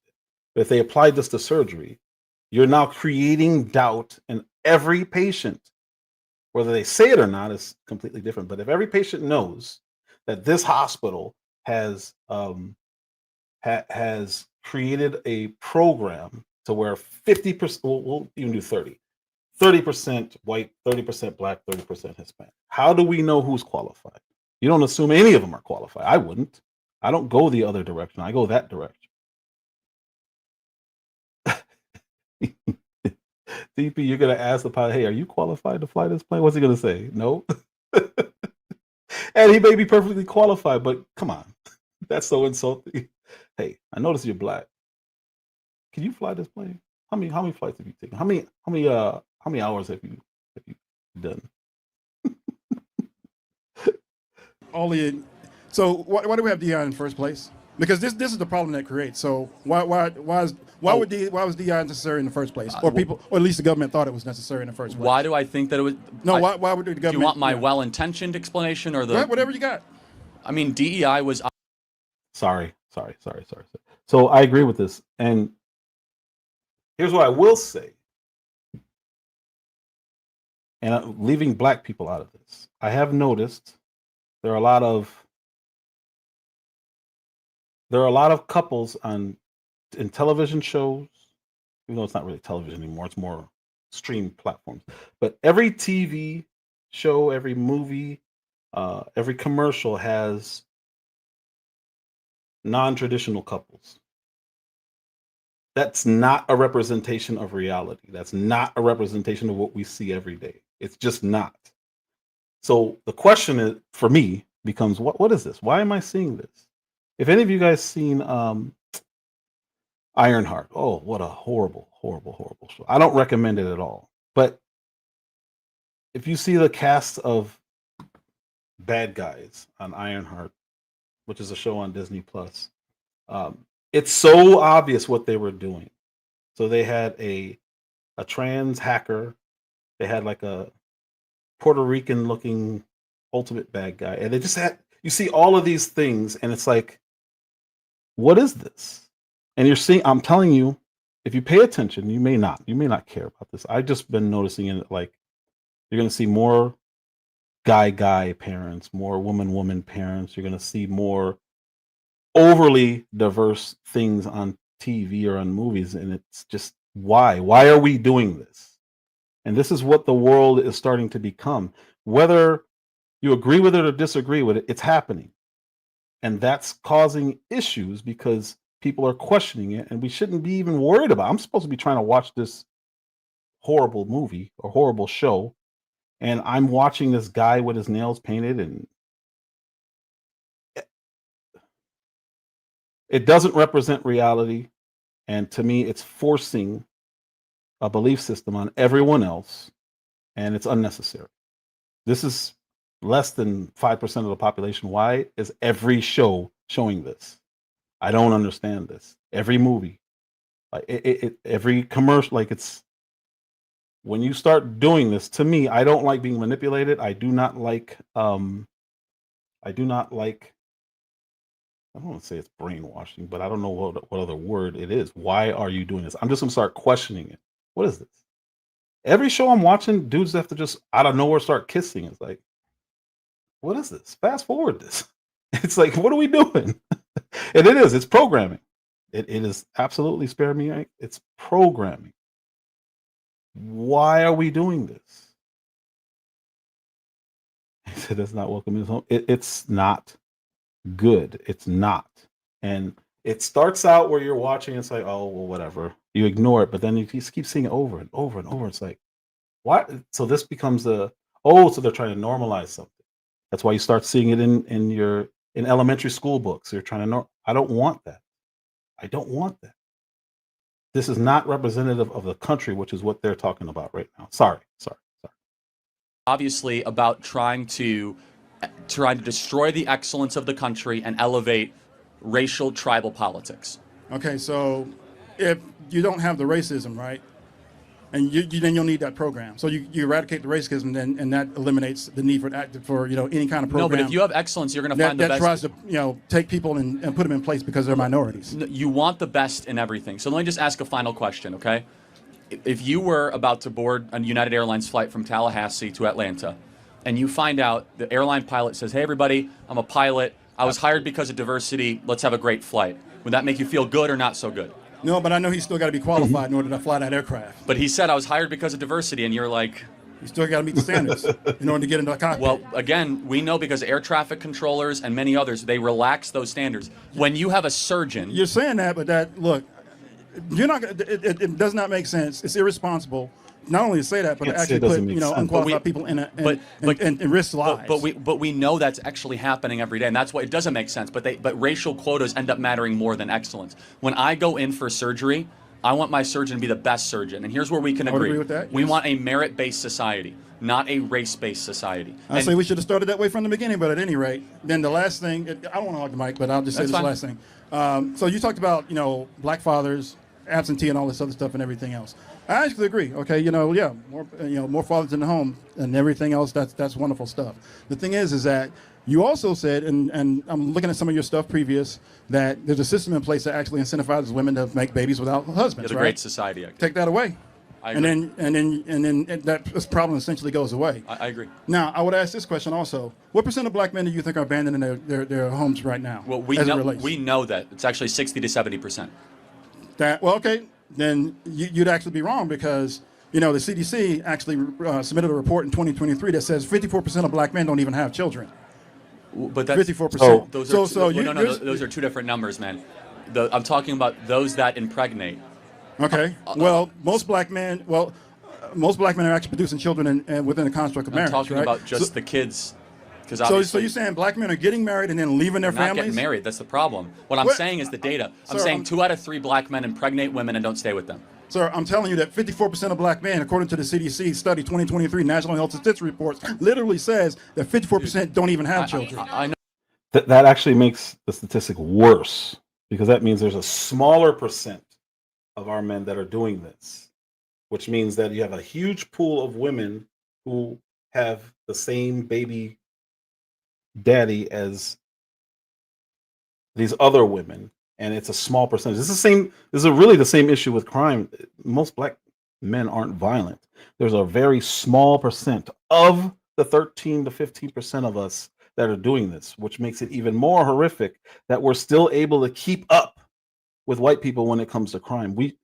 There's no way we should be anywhere near the crime statistics as white people because there's so many more of them. But here we are with this small percentage of people doing something that's hurting the entire community. That's with crime. With out of wedlock fathers, it's not just the men leaving. So I disagree there. I don't agree with everything anyone says. I think there's a lot of women who go in with no intention of being with a guy, but they have sex and end up pregnant and have children. It's not just on those men. Some of them still want to be in the kid's life. Some of them don't even know they have children. This is just what it is. I can blame that on other things. I will blame that on the welfare state. I will blame that on incentivizing women to keep the man out of the home and have kids. I don't like any of this stuff. So I won't say that it's just these dudes. But what he's saying is not egregious at all. It's not egregious. It really isn't. So what the guy's saying is, well, 54% of men don't have children. Yeah. So that means of the other 46% are having all of them. That is terrible. and that is scary. And it actually makes our issue even worse because it's all concentrated. The same thing with violence; it is concentrated. You have small pockets in this country of a group of kids, a percentage of the 13% that we make up, or 30. What is it? 30? Whatever it is, whatever our percentage is, they're the ones who are ultra violent, creating all these issues. And we still refuse to not only talk about it, but we don't acknowledge it, so we'll never be able to fix it until everyone can say, yeah, this is a problem. The problem is now we have people who say, I don't want to air our dirty laundry in public in front of the white man. Okay, so let's talk about it in front of each other. I don't agree that it's a problem at all. Okay, so what are we doing here? We're never going to resolve this. We have to at least acknowledge it. And I don't see anything wrong with what this guy's doing because he's speaking about it. He's wrong, but he's speaking about it at least. A lot of us don't even want to have this conversation. They definitely don't want to have it with a white man, because if the white man says something uncomfortable, it's easy to dismiss. And if he says that to somebody like me, well, he's just a coon. Don't matter. Ignore him. He must be getting paid. That is not how you fix a problem. The way you fix a problem is like just when you go to the doctor, diagnose the issue. Okay, now what? Right now, this is how we can address the issue. We refuse to diagnose the issue. And worse, what we do is, well, doc, yeah, my heart's pumping irregularly, but white people have a higher percentage of irregular heartbeats. And it's like, what does that have to do with anything? We start doing this weird thing where we just start projecting on the other. It's a way to not address the problem. Yes, but Speaks, your heart has an irregular heartbeat. This is how we can address it. Well, what about all the Hispanic people who have irregular heartbeats? It's like, what are we doing here exactly? Are we trying to fix the issue, or why are you defensive at all? If it's a problem, it's a problem. And it causes a circular argument, a circular fight, a circle of frustration, and nothing gets addressed or resolved. That's a complete different stat. Everyone knows what I'm saying and not what you're saying. That's a complete different. That's like a. So what I'm saying is that if you have a black child, which obviously exists for some reason, right? Somebody did something to make that black baby. Okay. 2 out of 3 times, the dad will not be around. Fact. Done. All right. Unfortunate. Yeah, it's only out of. Thank you. The statistics are actually out of only those who have kids. So you got black men who are married also. They're not abandoning their children and families at high rates. But that's not what I'm saying. I'm saying that the vast majority of black babies are born out of wedlock with abandoned fathers. Okay, so let's do this. Now, if that's bad for black babies, It's bad for everybody. So then shouldn't that be your main line then? It is actually. Why? Everywhere I go, I talk about when dads. you do it, you kind of focus on black men as if somehow we're the only ones. That's part. See what he's doing? Well, what about white people? What about it? Everybody has a problem. Yeah, but we're the ones with the conditions. We're at the lowest rung in society when it comes to economics and education and violence and fatherless homes and abortions. Like, we're the ones with these bigger issues. Why are you worried about the white man? Why are you worried about the Mexican man? Why do you care about Asians? We're talking about correcting our issues. Let's address our issues. Again, white people have irregular heartbeats. It's like, how does this help you? Why are you even doing this right now? Why? What is the point of what he's doing? And I have no issue with what he's doing because he's having a conversation. Again, a lot of people won't even do this. My question to him would be, why do you care? Not out of being inhumane, but if we're talking about cleaning up your house, why are you pointing at your neighbor's yard? Look at their grass. I've seen a lot of people going in and out of there. The daughter's a hoe, the son's a thug. Like, why are you pointing over there? Why? Why are you doing that? How does it help you in any way other than to justify what's going on in your home? It's disrespectful, honestly, to everyone who is a victim of this stuff. Because you're downplaying it by saying, happens to us all. Part of that problem. Well, no, but it is a black men abandonment issue, of course. I mean, would you agree that's probably the biggest issue facing black America is lack of dads? It's one of the issues. Okay, what is the biggest issue?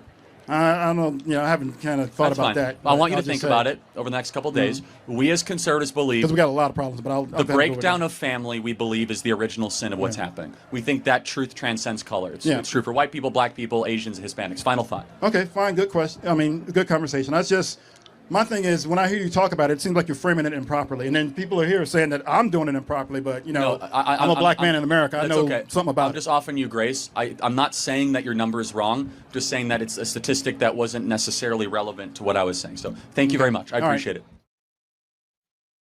Seems like a completely logical conversation to me. I don't know. But you hear these leftists frame it in ways where he said he'll never get on a plane with a black pilot. He says really nasty things about the black community. He talks about the fathers. It seems like he's just having conversations. And if you agree or disagree, doesn't matter. He's not what these people are saying he is, or he wasn't, unfortunately. The way that he's been painted is that he talks bad about the black community, or he's just saying what is, and you don't like it because of his skin color. But newsflash, people don't like it when I say it. Okay, you want me to get darker? Okay, if I was 5 shades darker and I said it, they still wouldn't like it because they don't want to address it. It's easier to be upset and point fingers. And that's the reality, unfortunately, that we're living in right now.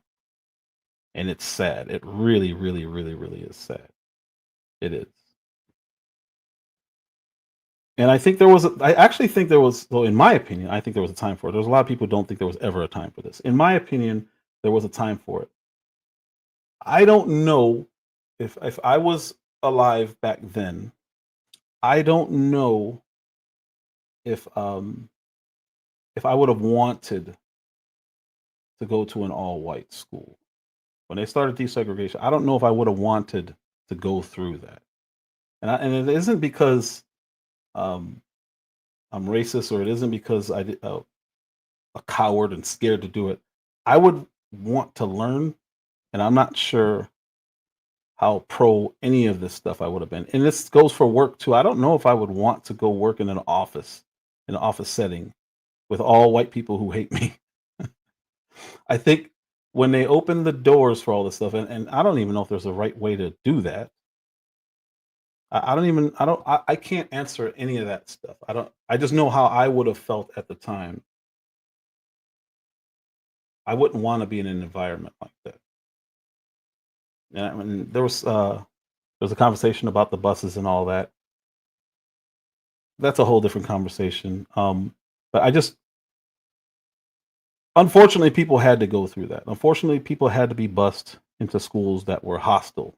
I don't know how you can learn in an environment like that. But this is where we're at right now. This is where we're at.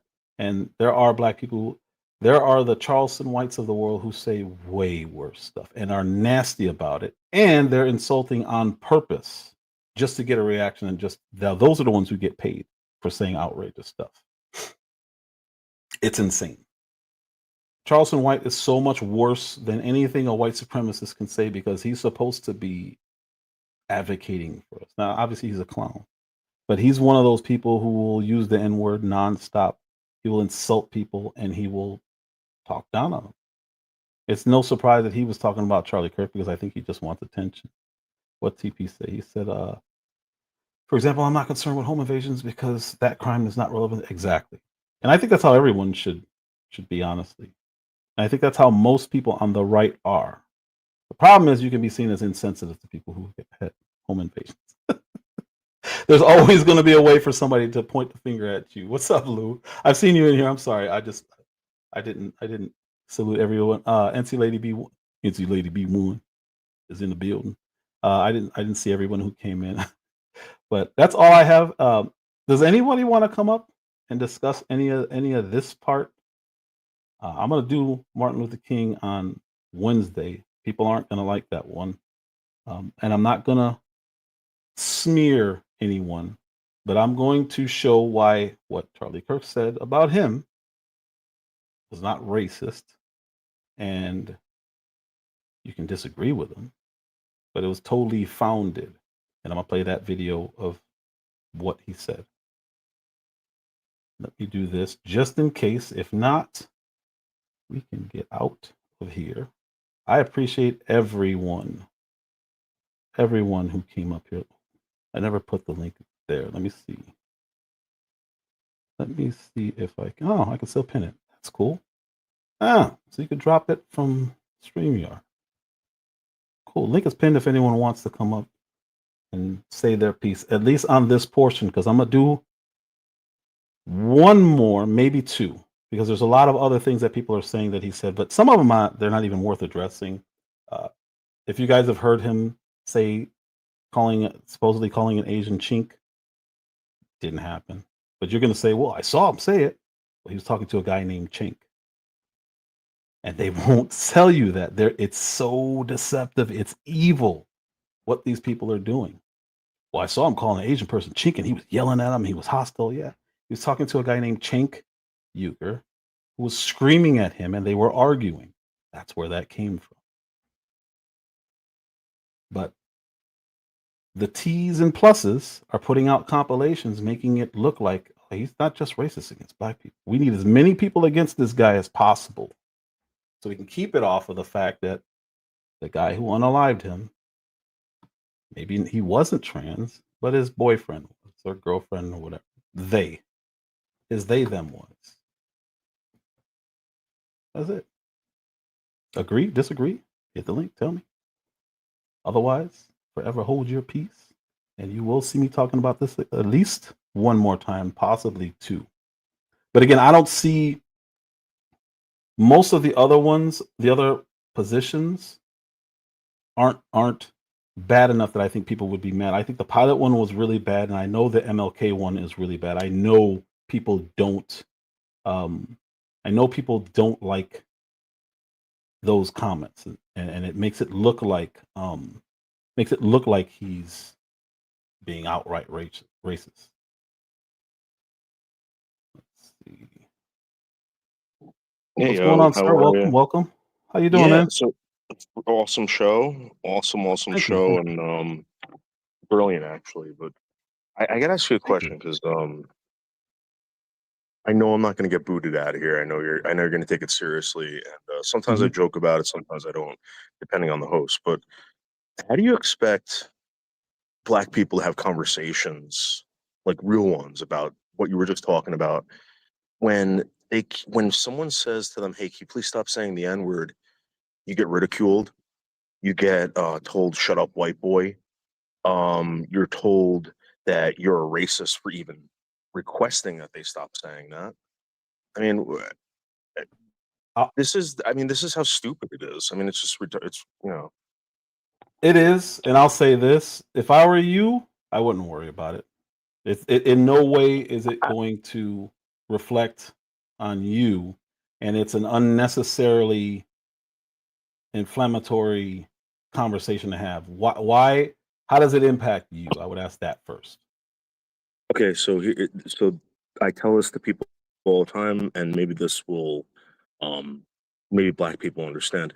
If I'm walking my kid, right, walking with my kid, maybe in a stroller or whatever, and I walk past a basketball court, and these guys are cursing. They're saying this word that my kid never heard of before, and then I have to explain to them that it's a bad word, and you can never say that because of the color of your skin. And then Yeah, he would say, well, my kid will say, well, why can they say it? And it's like, well, because they're black. So when my kid grows up, they're going to think that black people can just say bad words, that they're inherently bad. Like, you know what I mean? You don't really yeah. understand it until. And Oh, you then can the finish. other thing is, I mean, no offense to anyone here, you telling me that I can't use a word in the dictionary because of the color of my skin is the most Well, anti-American thing I've ever heard of in my life. correct. Now we'll do that one first, and then we'll talk about the kids. This entire presentation was based on you can say anything you want. Just Right. understand the consequences are going to be yours and yours alone. So you can say it. You can say N-word all day. Just know that there will be consequences. And in the real world, it can be way worse than what these people are going through. Because in the But real the world, if you're walking past that black the black people playing ball and you say something, your consequences are your consequences. You have absolutely any right to say whatever you want to them. When I was growing up, what's that? I'm sorry. Go ahead. I'm No, at work right now. so I'm doing a billion things at once.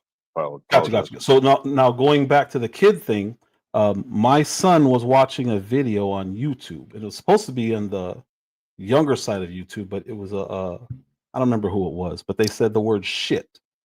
And the first Yeah. thing he did was look up and go, oh my gosh. So I said, he said that.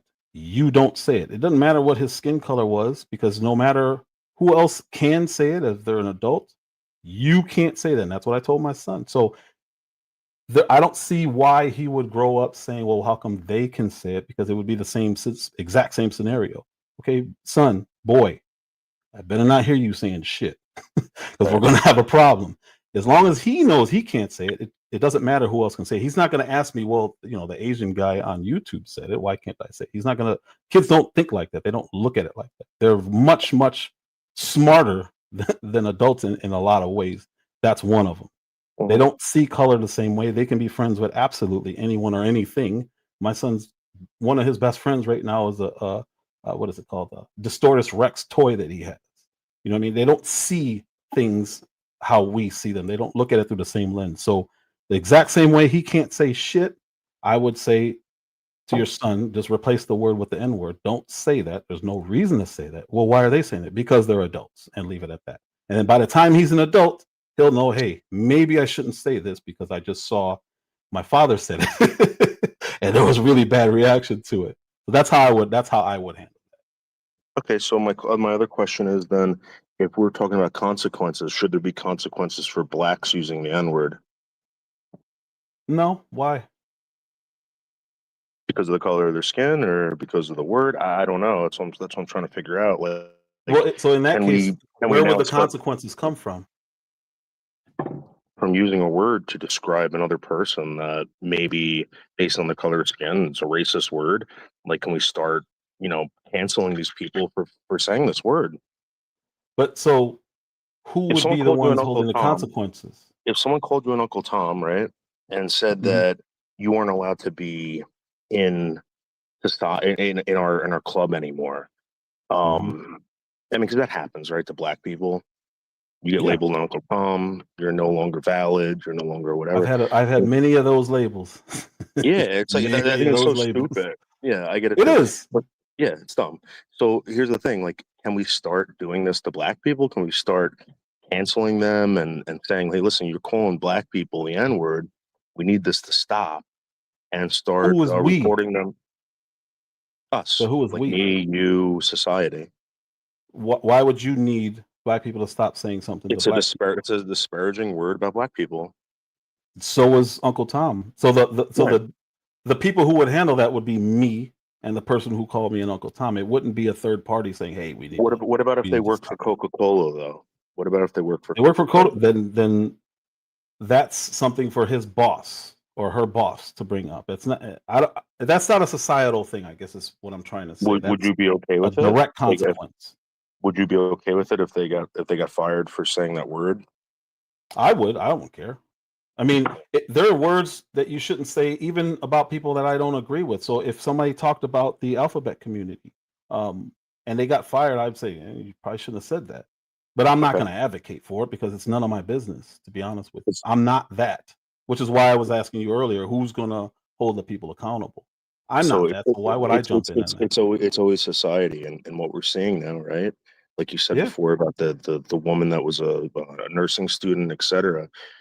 Teachers are getting fired over this. People are Yep. being put on administrative leave. I think what they're going to start doing, and I said this on. I'm sorry if I'm whispering my word, but No, it's all I good, think man. I think what we're going to start seeing is we're going to start seeing a form of behind the scenes type stuff where people have said this kind of Hmm. stuff maybe 5 years ago, 3 years ago, etc. They're going to take clips, they're going to send it to your job, they're going to dox you, they're going to find out where you work, etc. And one day you're going to go to work and you're not going to have a job. It's possible. So We saw this though. We've already seen this. Joe Rogan used to say the N word as it was a different time. What's his name? The guy, the Tonight Show guy. He wore blackface. Ted Danson, Whoopi Goldberg's ex, he wore blackface. We've seen this already. This isn't anything new. No. But people understood this is not what we do now, and none of them really got canceled. No, I mean, let's say I used AI or an algorithm to search out all these words online, right? In Discords, on Facebook, and anything, even private conversations, etc. Right? And I can somehow give that to your boss, and now all of a sudden you've lost your job. It can happen. Well, so the boss is going to have to justify it still. Did I say it at work? Again, how does this impact your brand if I said it in a Discord? So people still have a right to privacy. This is why during my presentation I said I would have a big problem if texts came out that were meant to be private, that somehow were made public. I don't agree with holding people accountable for private conversations at all. Yeah. So just for the record, I believe anyone should say whatever they want. They shouldn't be fired because of it. I do believe that, yeah, if you're holding a certain position, right, and you don't like Jews, and your whole business is working for Jewish people and taking care of Jewish people, maybe even taking care of mosques, synagogues, etc. Yeah, there's a big problem there. Yeah, but I really do believe that this is about to happen. I'm not. If you didn't say it, I wouldn't be concerned with it, because again, I think any black person if you had this conversation with, I won't say, well, no, I'll say anyone. They're gonna be thinking the same thing I am, is like, I don't care. And it may be because we're desensitized to it, and maybe because we're not using it the same way as it's been used historically. I don't really use it that much unless I'm making fun of somebody. But even then, if somebody wanted to use it against me and how I said it, I believe I can justify it and articulate it fairly to any reasonable person, and I wouldn't be concerned about any consequences. I wouldn't. Especially if the person was black. Especially if the person was black. I go to the black sector, right, and that's how I met you. I met you through Vince. So yes, sir. There's one guy, Mr. Knight, that I go to. He says it all the time. So when he says it, I say it, right? He weren't around telling people that. That's all I say. That's all I say. If you ever watch this guy's live stream, there's an N-word counter that Stevie Knight? Are you talking about Stevie Knight?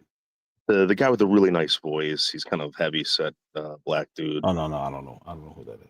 Yeah. But anyway, talking about Stevie Knight. It's like I did this N-word counter as a joke.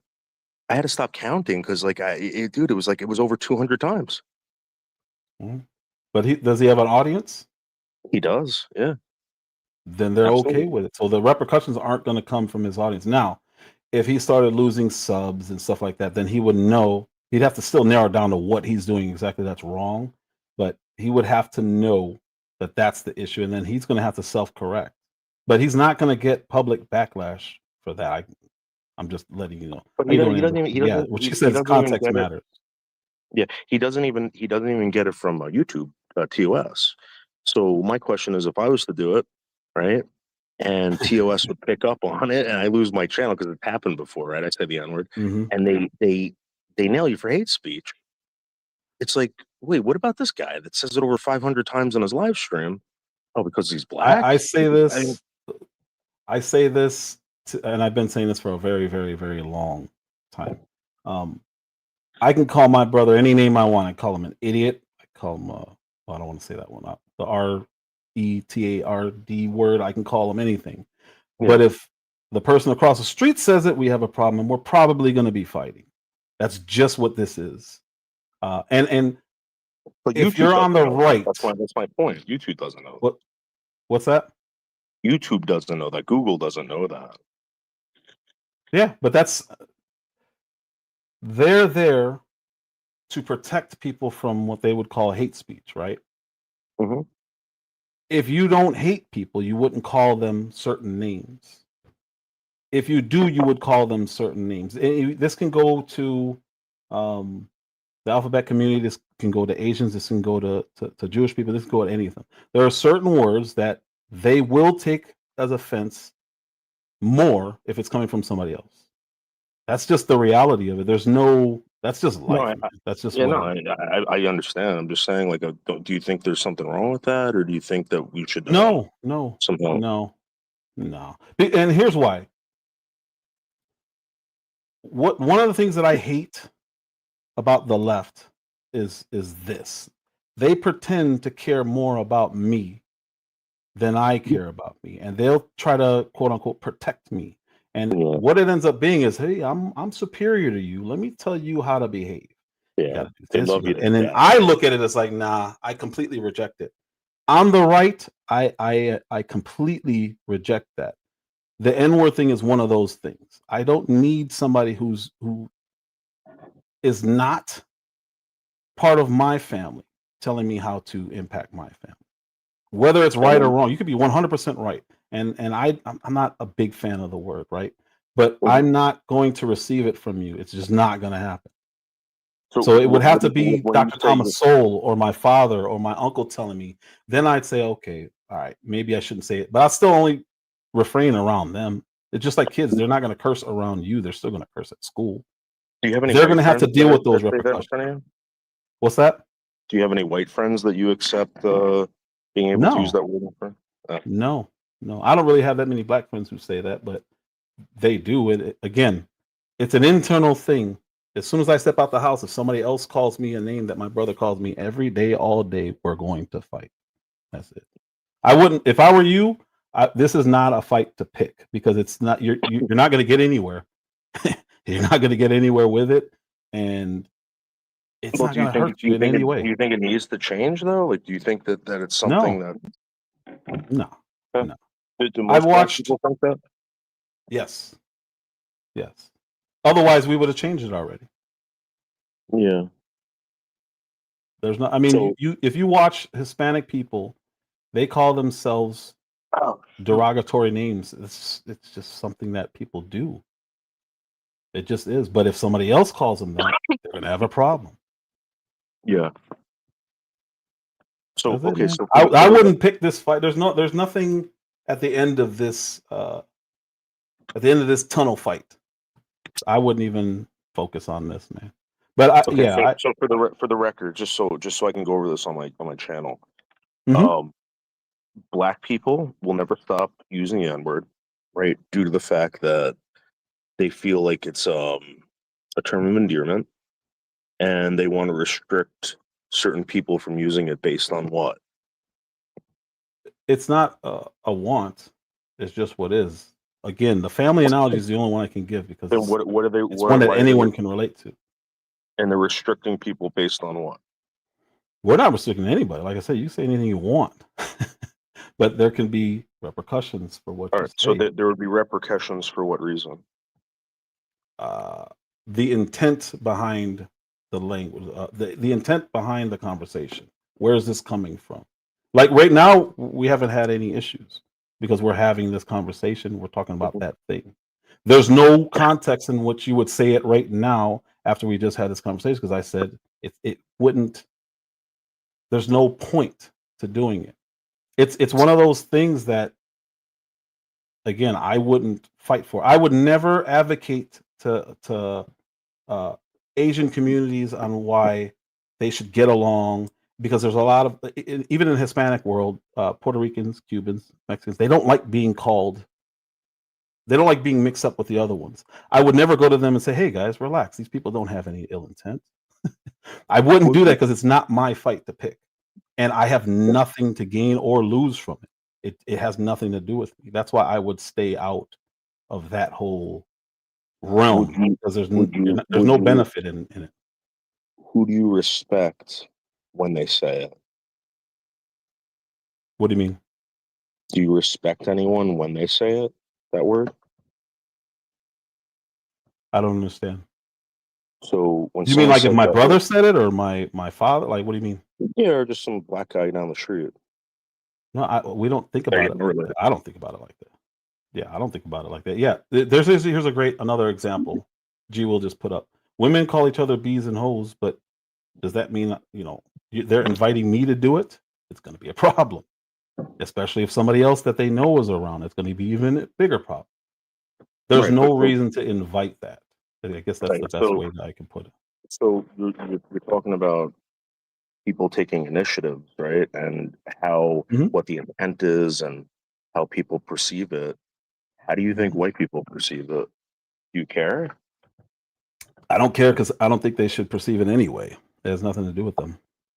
They should just ignore it. Yeah. Why not? Okay, so what else should they ignore? Whatever doesn't. So here's how I look at our issues in the Black community. Mhm. Solution based. What's going to come out of this? Am I going to go on and do 10 videos on boys sagging their pants? Am I going to go on talk about?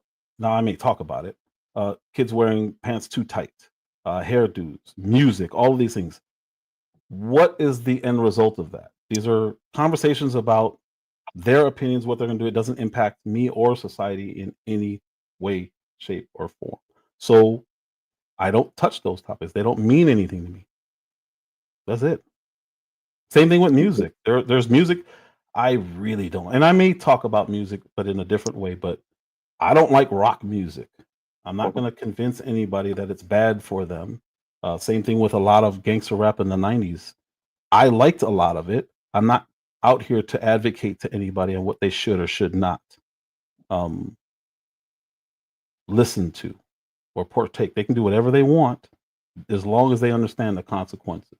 Should there be consequences or repercussions for saying that stuff in front of white people or just black people? How does it impact white people?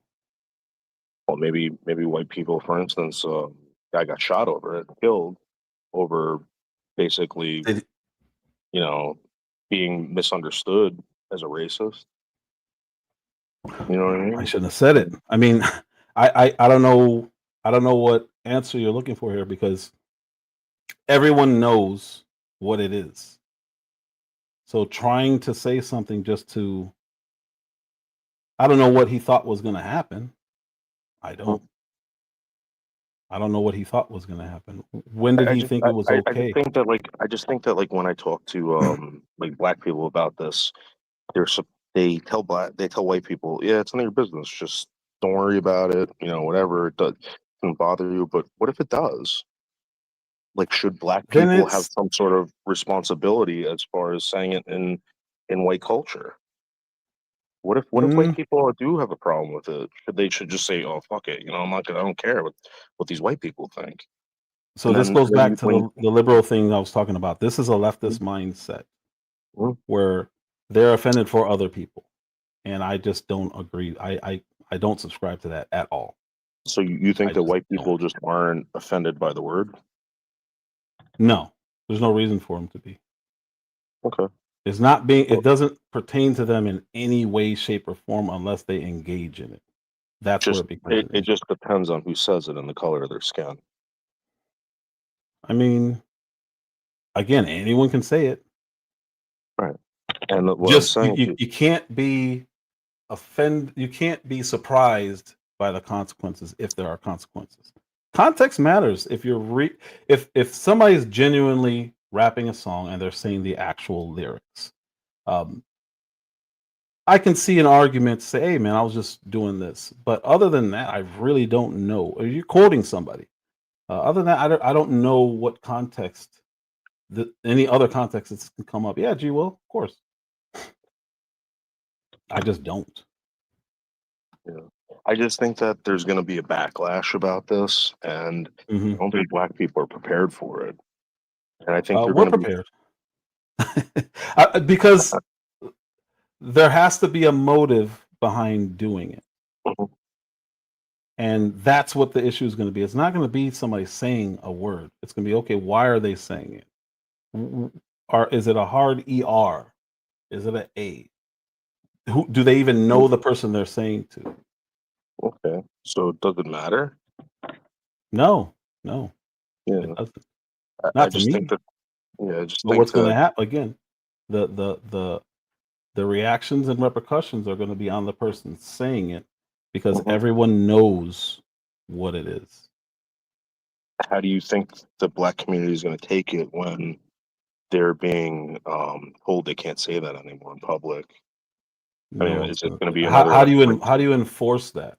What other word has been successfully banned from society? so I don't know how old you are. I'm 45. Hmm. Right? Before I was born, you weren't able to do that in public. It was a closed. It Do was called what? a close. It was called a close for alarm or closing alarm in public, and you could actually be arrested for it. So when When you they're say about to you, what do you mean? You mean black people, or you mean people in general? just us, me and you. So Because my father when said it. yeah, I know my so father said yeah, so when they start enforcing these laws again, right? it. Are black people going to say, "Hey, we're being persecuted again"? No, I don't Right. think so. I think there's going to be whatever backlash the people saying it is looking for is what's probably going to end up happening. They're not going to they're not going to enforce laws against specific words. I've yet to see that. They do with I've fire yet to see it. in public. Can't do that. They Well, do. They that's do with water. inciting, but Yeah, fire is inciting something. That's saying yeah. run is essentially what that is. And you're saying run, and there's nothing there to run from. You are Yeah. So forcing people to react. we went through a couple of years of riots over race, Black Lives Matters, etc. Hmm. Hmm. Over $2 billion worth of damage, and the Absolutely. federal government's about to come out and start prosecuting people who incited this stuff. And Hmm. I'm telling you right now that from what I'm hearing is that they're also going to start writing fines and arresting people for causing alarm in public with words. I don't agree with Okay. it. I'm just saying, Well, like, even if it happens, you're going to see a lot of white people from Antifa being arrested as well. So I don't think I just I don't agree that this is going to be an issue. I just that's we what just they have a said. fundamental disagreement on whether or not this is going to be an issue. I don't see that. That's what they said when they were talking about deporting and stuff. Like, oh, you can never do it. There's not enough places to put these people. They're doing it. No, Donald I knew Trump. that was going to happen. I don't know who said they can't do it. Liberals said they couldn't do it. Yeah. They lied to us. They said that it's never going to happen. You can't do this in America. They can do a lot of things, guys, and I'm all for freedom of speech, right? I love using words. I love antagonizing people with words. I love it all. Like seriously, I'm gonna be honest with you. But at the end of the day, I love you, and I think it's funny, and I think it's great. But this is like gonna get bad. It's gonna be tit for tat. I don't I think think it's it going to is, go the man. way you think it's going to go. I'll say it that way. It's not going to come to that. What's up, G Will? Hey, what's going on? Nothing Hey, much, David, how man. you doing? Hey, what's up? How are you? I'm doing well. My question is because I'm coming back into the chat because I had to go handle some business for a minute. My question is it seems like you're harping on the use and who can and who can't use or who can and who can't use the N word. When my biggest thing is here, right? We didn't create that word. We just took the power out of it. And we're able to use it amongst one another for a simple reason of it was used so long by people of a different skin color to take us down a notch, to treat us bad, to make us feel inferior, right? To where now we use it, we can use it in a term as a term of endearment, or sometimes we speak it in anger. Sometimes there's a rightful place of using the word in our community to describe a situation, right? But the reason why a person who is not a person of color, What color though? a person, What well, color? a person like us, a black person, a person who is not black, a person who is not a descendant of slaves, a person who, the reason why we don't appreciate them using it is because when they use it, they never use it as a term of endearment. And no, I would never accept one of my white friends calling me out of my name in that way. And my white friends would never do it. they understand the context in which the word was used by their people in the past, and they would not do that. And it, to me, and you can correct me if I'm wrong, it seems like you're trying to figure out why is it why you're not able to use it, or why people who are Caucasian are not able to use it. And it's because when they do use it, it's usually a derogatory statement, describing us in a derogatory manner. I mean, if they want to use it, go ahead.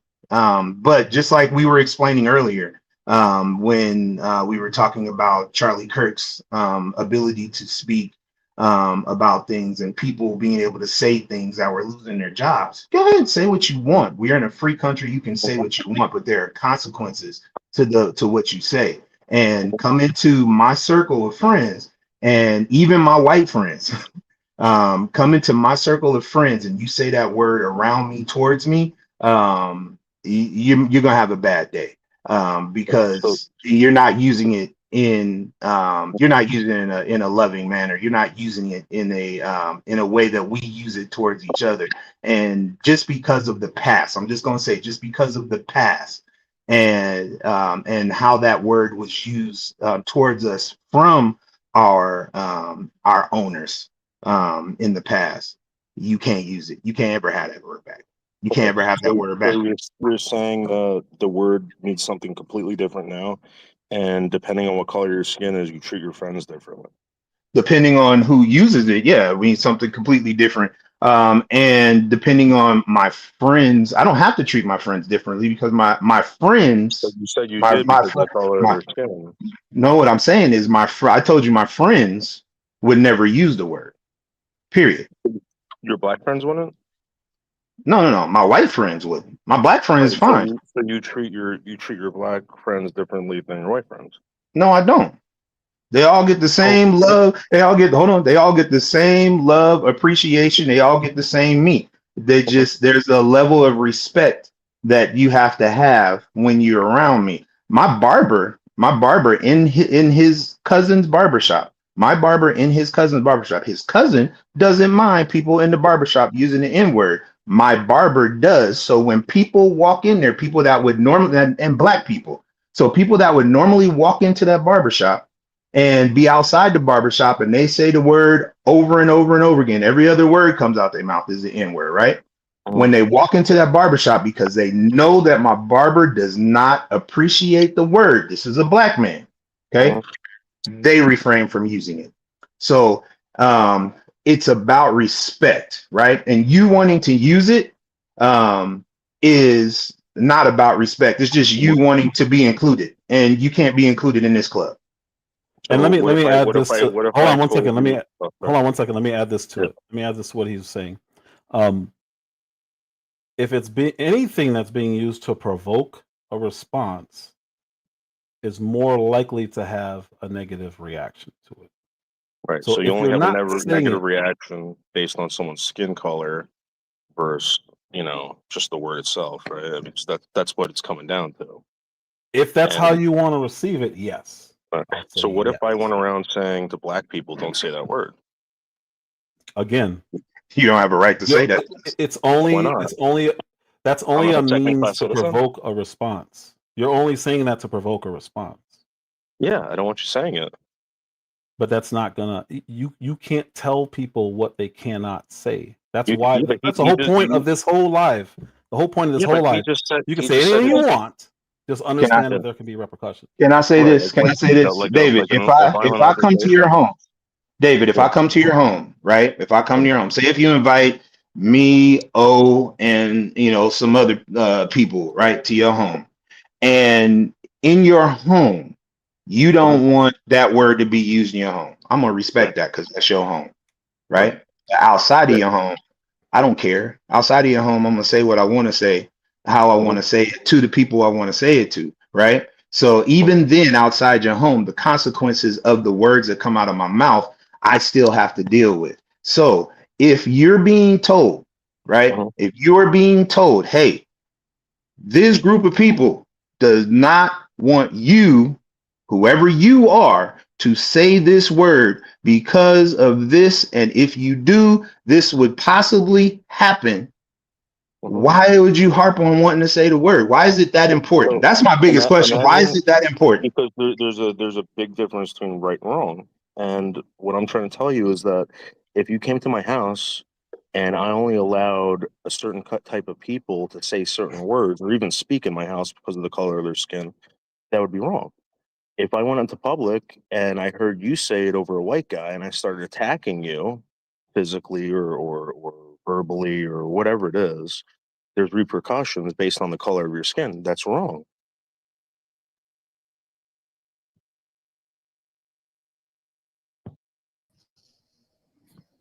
Oh, Amber's up. Oh, I was Amber. like, what's raise the hand up for? Go ahead, Amber. I'm gonna be quiet for this one. No. I think this is such a great conversation because I think it really does come down to respect, right? So Yeah. I don't think, David, you can tell Black people that they should or should not be okay with other races using the word, right? I think if using the word is really important to you, then you just need to find you a group of people that are okay with you using the word. Because there are, I've heard around, I've seen Black people and they're okay with their white friends saying the word. Like they're okay with that term of endearment. It's all good, but you just have to read the room. If people are telling you that it's offensive because of the years, hundreds of years of negativity that's rooted in that word, right? That we then turned it into a word of endearment, then let us have that. But if you find somebody that's good with you saying it, say it till your heart's content. I do not think there will ever be a situation where I call Gw, for example, on Facebook the N-word, and my boss comes to me and says, "You're fired." Well, first of all, you don't know my relationship with Gw. Is Gw cool with me saying the word? If he there's context then that you have to apply to the conversation. You know what I'm saying? I just think that trying to say, "Hey, Black people, this is what you have to do," you'll lose that argument every single time. If you approach it with respect, then I think you'll get a better result. If that makes any sense. That's just my 2 cents. So And I believe if you're in a room with Black people and you express discomfort with it, I think most would say, "All right, I won't say it." I don't. It's not as. I don't think it's a. Come on, man. That's not true. Come on.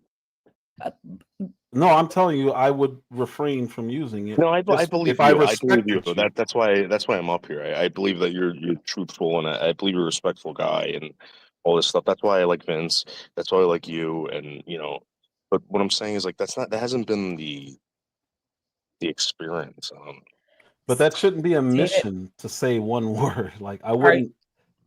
Oh, are sorry. you okay, David, with Black people using offensive language in your circle? Like saying words that Yeah, we would I am. consider I am. Yeah, denigrating. I am. And You would be okay with that? yeah, stick up for people using offensive words. This is the thing. Even if I used it in a negative way? So this Like is what I try to do.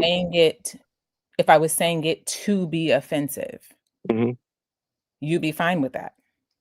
Yeah, because I'll tell you why. Because if people refrain from doing that stuff, they'll never experience why they refrain from it. And some people don't even know why they do things in life. And when someone is just told because you're white that you shouldn't be doing stuff because of the color of your skin, you walk around life thinking just like the Black kid. He shows up to work every day late and he gets fired and he starts blaming white society for it. That's But because you were told that. But you completely miss, I feel like you're cherry picking what you want to listen to, because we've clearly said that the word is rooted in years and years of oppression. You're sidelining that and going, But "Hey." that's not what I've been hearing for years and years and years. There's been no years and years of oppression using that word. The No, word has I'm totally saying changed.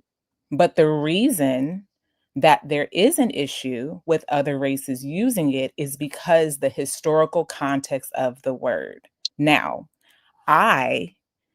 because we were slaves, how do you not take Is that why you use it? Is that why you use the No, word I'm today? saying the reason I'm not tolerant of other people using it is because my people were slaved. Now I use the word, but I use the But word why aren't similar you to how offended by the word slave? Like, you're not offended by the word slave, but you're offended by this N I word. am offended by the word slave. I'm offended by the word slave and everything that comes along with it. Then why aren't you telling white people not to say that word? Well, so hold on. How Slave many people is walk? Wait, hold on. One second. Okay. How many people are walking around saying, "Hey, slave, come here"? That's not something that happens. So that's not even remotely close to being relatable to an intentional slur That by would one be a person to tragic another. slur. I'm sorry. Yeah, that would be. Yeah, nobody That walks could be around calling that could each be other pretty slave. bad. I'm gonna be honest with you. That could be pretty bad. Yeah, so the word slave is completely different than an Just actual. just hearing that, I got triggered. Hey, what's going on, slave? No, that's not gonna Right. end well for anybody. Right. So no, that's not a good analogy. That's not a good analogy at all. I don't know. Maybe it's just something that like I get kind of like called out for because dude, I love comedy, right? There was this I don't know if you guys know who Lenny Bruce is, but he talked about Of it. He used to course. bring up that word all the time. And I just see it being kind of used against people now in a way that you might not think it's going to be used against you, me, etc. I think stuff's about to change as for I think you're right about people watch what you say online, right? But I think it's something's going to come out of left field for everyone, and I don't think the black community is going to be very happy about it. Where are you getting this you think? Because it just seems like it's a thought that you have that might happen. That I can almost say that it's we black people get blindsided by a whole lot of stuff. Nobody's ever going to come and tell us, hey man, if you get caught saying the N word in public, you're going to jail. That wouldn't be good for something to have for this country. But I wanted to give you this example real quick, David. So I had coming up when I was when I was a young man, 18, 19 years old. I had a coworker that ended up becoming my roommate. And he at one point thought it was going to be cool for him to use the N word, right? I didn't fight him. Because, to me, someone had to be around him to say that was okay, right? So I set him down and I let him know, like, hey man, because this is a dude that I brought around my family, right? He would come to family functions with me. So I had to let him know that, hey man, you can't be comfortable saying that word around me. And if I take you to my family, you can't be comfortable saying that word around them. And when he asked me why, we had happened to be around his mother, and I asked his mother, I said, hey, if I, a black man, were to address you as wood or cracker, would you appreciate that in your presence? And she said, no.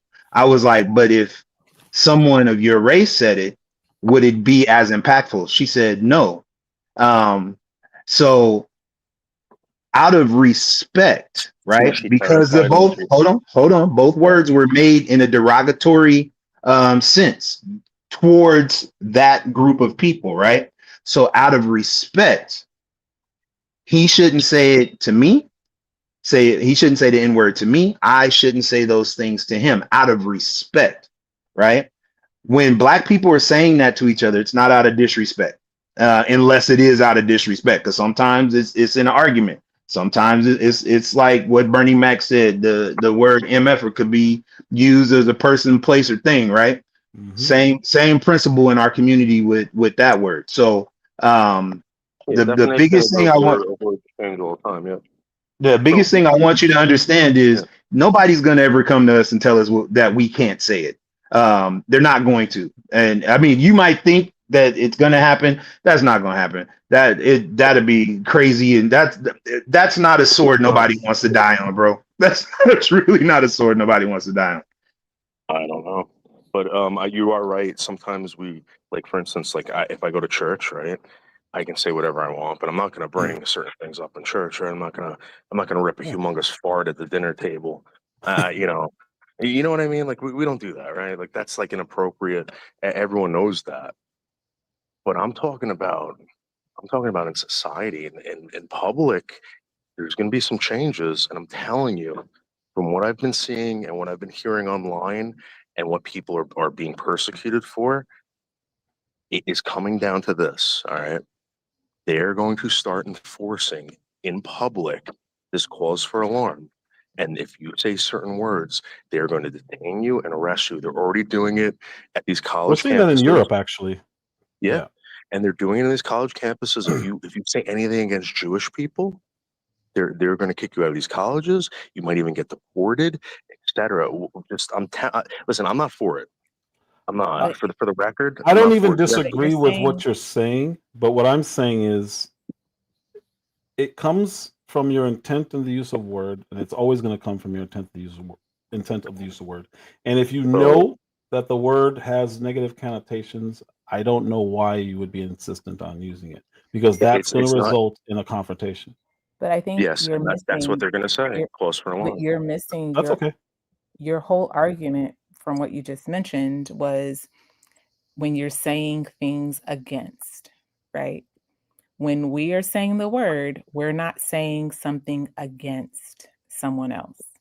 I'm going to drop down, but I will just say this. I think that there seems to be some type of obsession with saying the word, like you've already admitted that you like saying the word. And I think it sounds like you're just looking for someone to accept you saying the word. And like I said, you just need to find, but you said you like the word. Yeah, I like words. I use No, you said words. you like the word, not words. You specifically Yeah, said you like I saying specifically this like word. that word. I Right. like the word love. I like the word Jesus. But you're looking like for the name Jesus. you're I looking like for a title. community. You're looking for a community to approve of you specifically saying that word, Well, I right? came to Isn't the that what you're black looking for? community asking You just about the put the N specific word in the community. Yeah. same category as saying Jesus. As Jesus, absolutely. But Come listen, on, man. like I said, you need to find you a group. That's Find funny. you a group that's okay with it. I'm telling you that the larger population is not going to be okay with it. And like I said, going back to what you just said, and we've been saying it repeatedly, it comes down to context.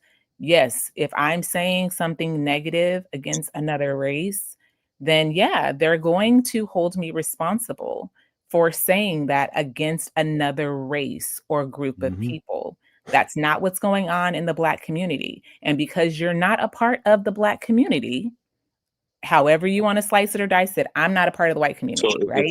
It just is what it is. If I came up right now and I look black enough, right? Blacker than Speak right here, whatever his name is. Sorry, I forgot your name. Speak. If I look blacker than him, will you allow me to say it? It's not about me allowing you to say anything, sir. Would you That's be what I think okay you're with it? missing. Listen, if you look Black, the assumption is that you're Black. Do I sound black? Until I find out that you're not Black. Do I sound black? Then that's where the problem. No, you don't. It doesn't matter how But you it doesn't exactly. matter. So how black do you have to be to say Oh it? my gosh. Okay, I'm gonna drop down because I think at this point, Well, because the reason why I say you this, have to be trolling. You I'm have not to trolling. be I'm not trolling. trolling. No, I'm Listen gonna to get down. these There's I'm no sorry. way in Stop. the world. There's No, no way in no. the world you can Please speak listen as to me. Please hear articulate me out. as you are Please and hear not me be out. trolling. Please hear me out. Thanks for letting me Right? come up. I've been to the I'll holler at y'all LGBTQ later. This is communities. crazy. Okay. No, it's not. It's real talk. I've been to the LGBTQ communities too. And I said, how gay do you have to be considered gay? They can never tell me this. Like, do you have to be in Christianity, right?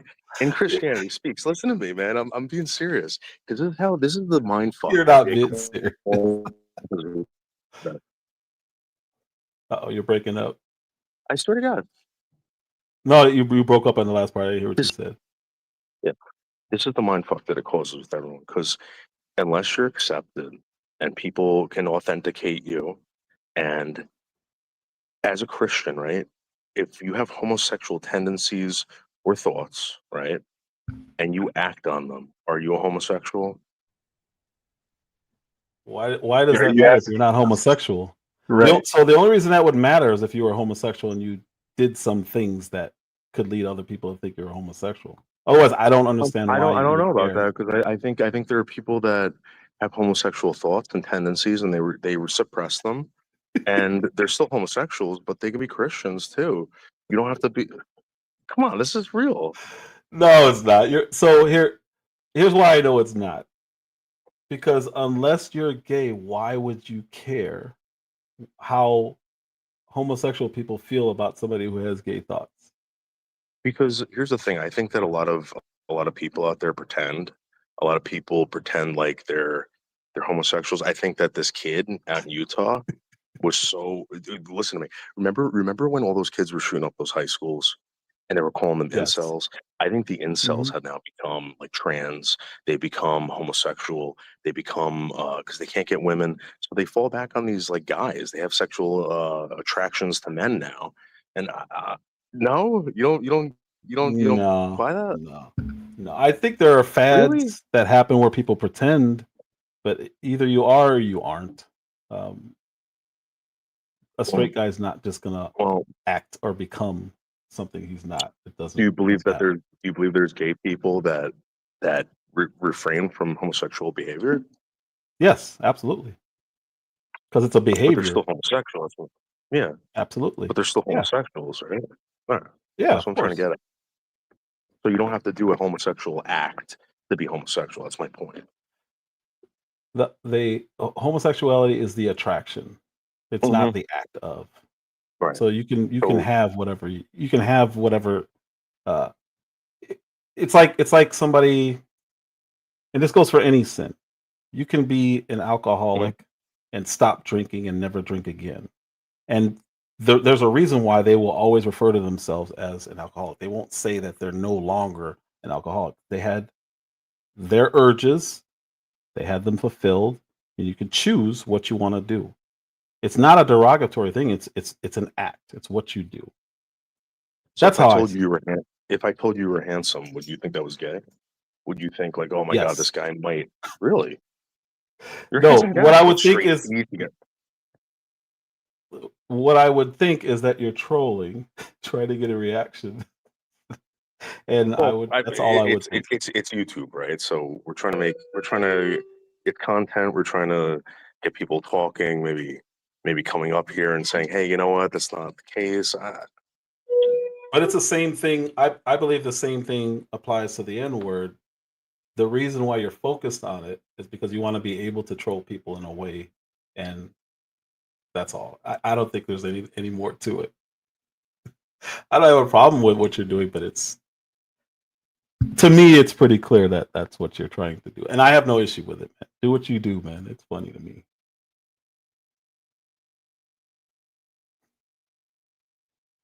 Is that it? G. I Will, you think. there? Yeah, I'm still here. I was just I was listening. I had to keep my some of No, my opinions to my I came up and I really said what I wanted to say. Like I said, I believe that thank you. I'll see you the tomorrow. whole part of the whole part of this point or whole thing about this conversation is it's a word that he wants to say really really bad in a room full of black folks, but he doesn't want the consequence from it. So No, He's I'm bringing it up to a group of black folks because where else would I bring it up? In a Klan meeting? I mean, come on. no, So I mean, there you'd be able to freely use it all you want. yeah, yeah. but like that's boring. You know what I mean? Like I want Yeah, so like that's not trolling, exactly. it's not Right, that's trolling. not right. It's intelligent conversation. I think like It is. It is. That's check why this I out. entertained it because there are people who want to know legitimately why people feel this way and why people can't say that. So that's all. Yeah. I have no issue, man. No, You put words I don't have together. an issue either. It's just I was just sitting there listening. I was like, wait, hold on. He's really stuck on this one point. All right, but Like, G will, you why is came it up so here, important? but G will, you And I came up had here articulated it and you in a told the way. truth, right? You told the truth. Yeah. That's amazing. People online, they don't tell the truth because they're scared. And Oh no. what I'm trying to say is that guys, don't be afraid of telling the truth. If you don't like someone saying something, just say it. Don't let these people bully you and intimidate you by shooting each other And you know, this guy, Charlie Kirk, bottom line, all right, he believed in biology, creation, science, and he got shot for it. You know what I mean? Like, Yeah, you're right. Unfortunately, yeah. Unfortunately, he did. But this is And not a channel where I mince words. It's not a channel where I'm afraid to say what I believe. So none of yeah, us. I all love this. good, I man. love this channel, dude. This channel's great. I'm gonna share you out every day, dude. I'm gonna send you the. Thanks. You know, do you know what Matt from Off Topic is? He's gonna love you. No. He's a part of like Compound Censored, and they're part of a media group, and they promote All right. channels. Oh, I'm dropping down. All right, G. Will. Thanks, man. I'm gonna You could, email if you him share it in about the, this. you could either Appreciate put it you, in, David. Yeah, take care, Gw. Thanks, man. you could either put it in the back chat, or you can share it on in the description or something, or in the comments, whatever, man. I'll check it out. I don't know what it is. Are you easy to get in touch with, like through emails or DMs or Instagram or something? The easiest way would like I said in the back chat right here, in the private chat, just put it, and I have the link right then and there. So that's right now. Right, But if you don't have it right now, let me get it. Let me get it real quick. My IG is private, so. All right, let me get it real quick. Check this guy out because he's pretty legit.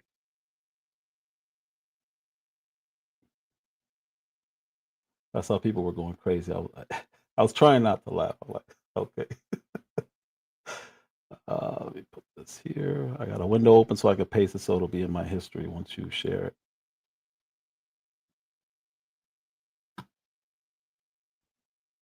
G Will in the back chat. You'll laugh at that. Don't read it out loud, but you'll laugh at that.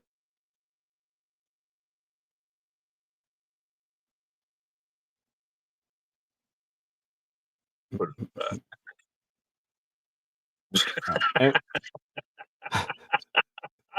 See, that's funny, man. I don't know. It is, but I don't know. Like here's the thing. That's funny as hell. I don't know. It's very funny. Yeah. And nobody will ever know because I ain't reading it. I prefer you not read it. So, but I appreciate you, man. Listen, do me a favor, seriously. Just check this guy out. Come over to his streams. I'll email him about you. Introduce yourself. He doesn't do panels, but go over there, say hello, and he'll come and check your channel out. And dude, I'm telling you know, great show. All right, man. Awesome. Thank you. Thanks, man. Thank I appreciate you, dude. Thank you. All right, guys. Love you. Bye. Bye. That's all I got for everybody today. That was a fun conversation. But I know, and I've seen people online asking those questions, which is why I told you guys I will talk to anybody. I really will, and I can tell when there's ill intent behind something, and when there's not. It would have went left a long time ago if there was ill intent. So I like having conversations. G Will, thank you for coming and coming up. Taryn, thanks, man. I didn't even see you come in. I apologize. Taryn the Black, what's up, man? KMC, thank you. Lou was here. Miss Genesis, KMC, Amber C, thank you for coming up. Genesis, you got another name? So do you have two channels now, or do you not have the other channel anymore? And while she answers, Miss Letitia, thank you. I know she probably left. I know she probably got mad at that. But I always appreciate you, Miss Letitia. Same with you, Miss Sheriff. Who else was in here? John Thompson was in here. TP was in here. He probably left. NC Lady 1, thank you so much for stopping in. Who else was in here? NC Lady B1. Miss Just J, as always.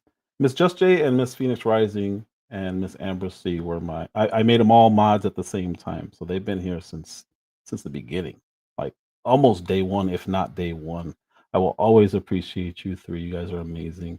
Thank you all so much. I know Amber C watches more from the bushes because I'm usually live when she's busy. Not worth it. Thank you so much for stopping in. I appreciate you. I already said KMC. Who else was in here? That was a great live. Uncle L, thank you, sir. As always, another one. He's been supporting me since before I even knew who he was. And then I started seeing him around. I'm like, oh, I know that guy. So I appreciate you, man. I don't know how you found me, but I genuinely appreciate how much you support. David Boldo podcast, I appreciate you, man. Thanks for coming up. That was hilarious. That was funny. Let me see your channel. I'll shout you out. I don't know how many people are gonna come over there from this live, but I'm gonna shout you out anyway. David B-U-L. I should have asked you how you say that, how you pronounce that. D-O. But I do appreciate you coming up. This is David. If you want to follow David, let's see. Oh, you changed your name again. Gotcha. You guys are interested? You want to see where all that came from? That's David. Ms. Dimitrik was in here. Thank you so much, ma'am. I appreciate you as always. I see all these people around in other chats. Spare me your angst over on Rumble. I appreciate you as always, man. He's the most consistent Rumble stream watcher. I really genuinely appreciate him. Who else was in here? Thank you, man. Thanks. I appreciate that, David. I said G will already. Who else? I saw a name that I did not recognize, and I want to say hello. Mike Nice, thanks, man. I appreciate you as always. Who was the young lady? Start with a S. Where is it? I don't want to miss her. I want to thank her for stopping by. Lonnie was in here. Thank you, Lonnie. Mel Dub was in here. Thank you, sir. He probably left. Young Anthony was in here. Appreciate you. King Mafia Anthony. John Thompson, I already said. There was a young lady that's new here. I hadn't seen her before. I'm going to feel bad if I get off and don't say it. Shay. I don't know who Shay is, but I appreciate you genuinely for stopping by. Miss Highly Favored was in here also. And I believe that's everybody. I do genuinely appreciate everyone who stopped by. And that is all I have for you today. Entertaining conversations. You never know what can come out of them. Worst case scenarios, you get into an argument. How's it going to affect your day? Hopefully it doesn't affect it badly. But thank you guys so much. As always, I'm O Speaks. Like, subscribe, share. I said Mike. I got Mike. That's all I got.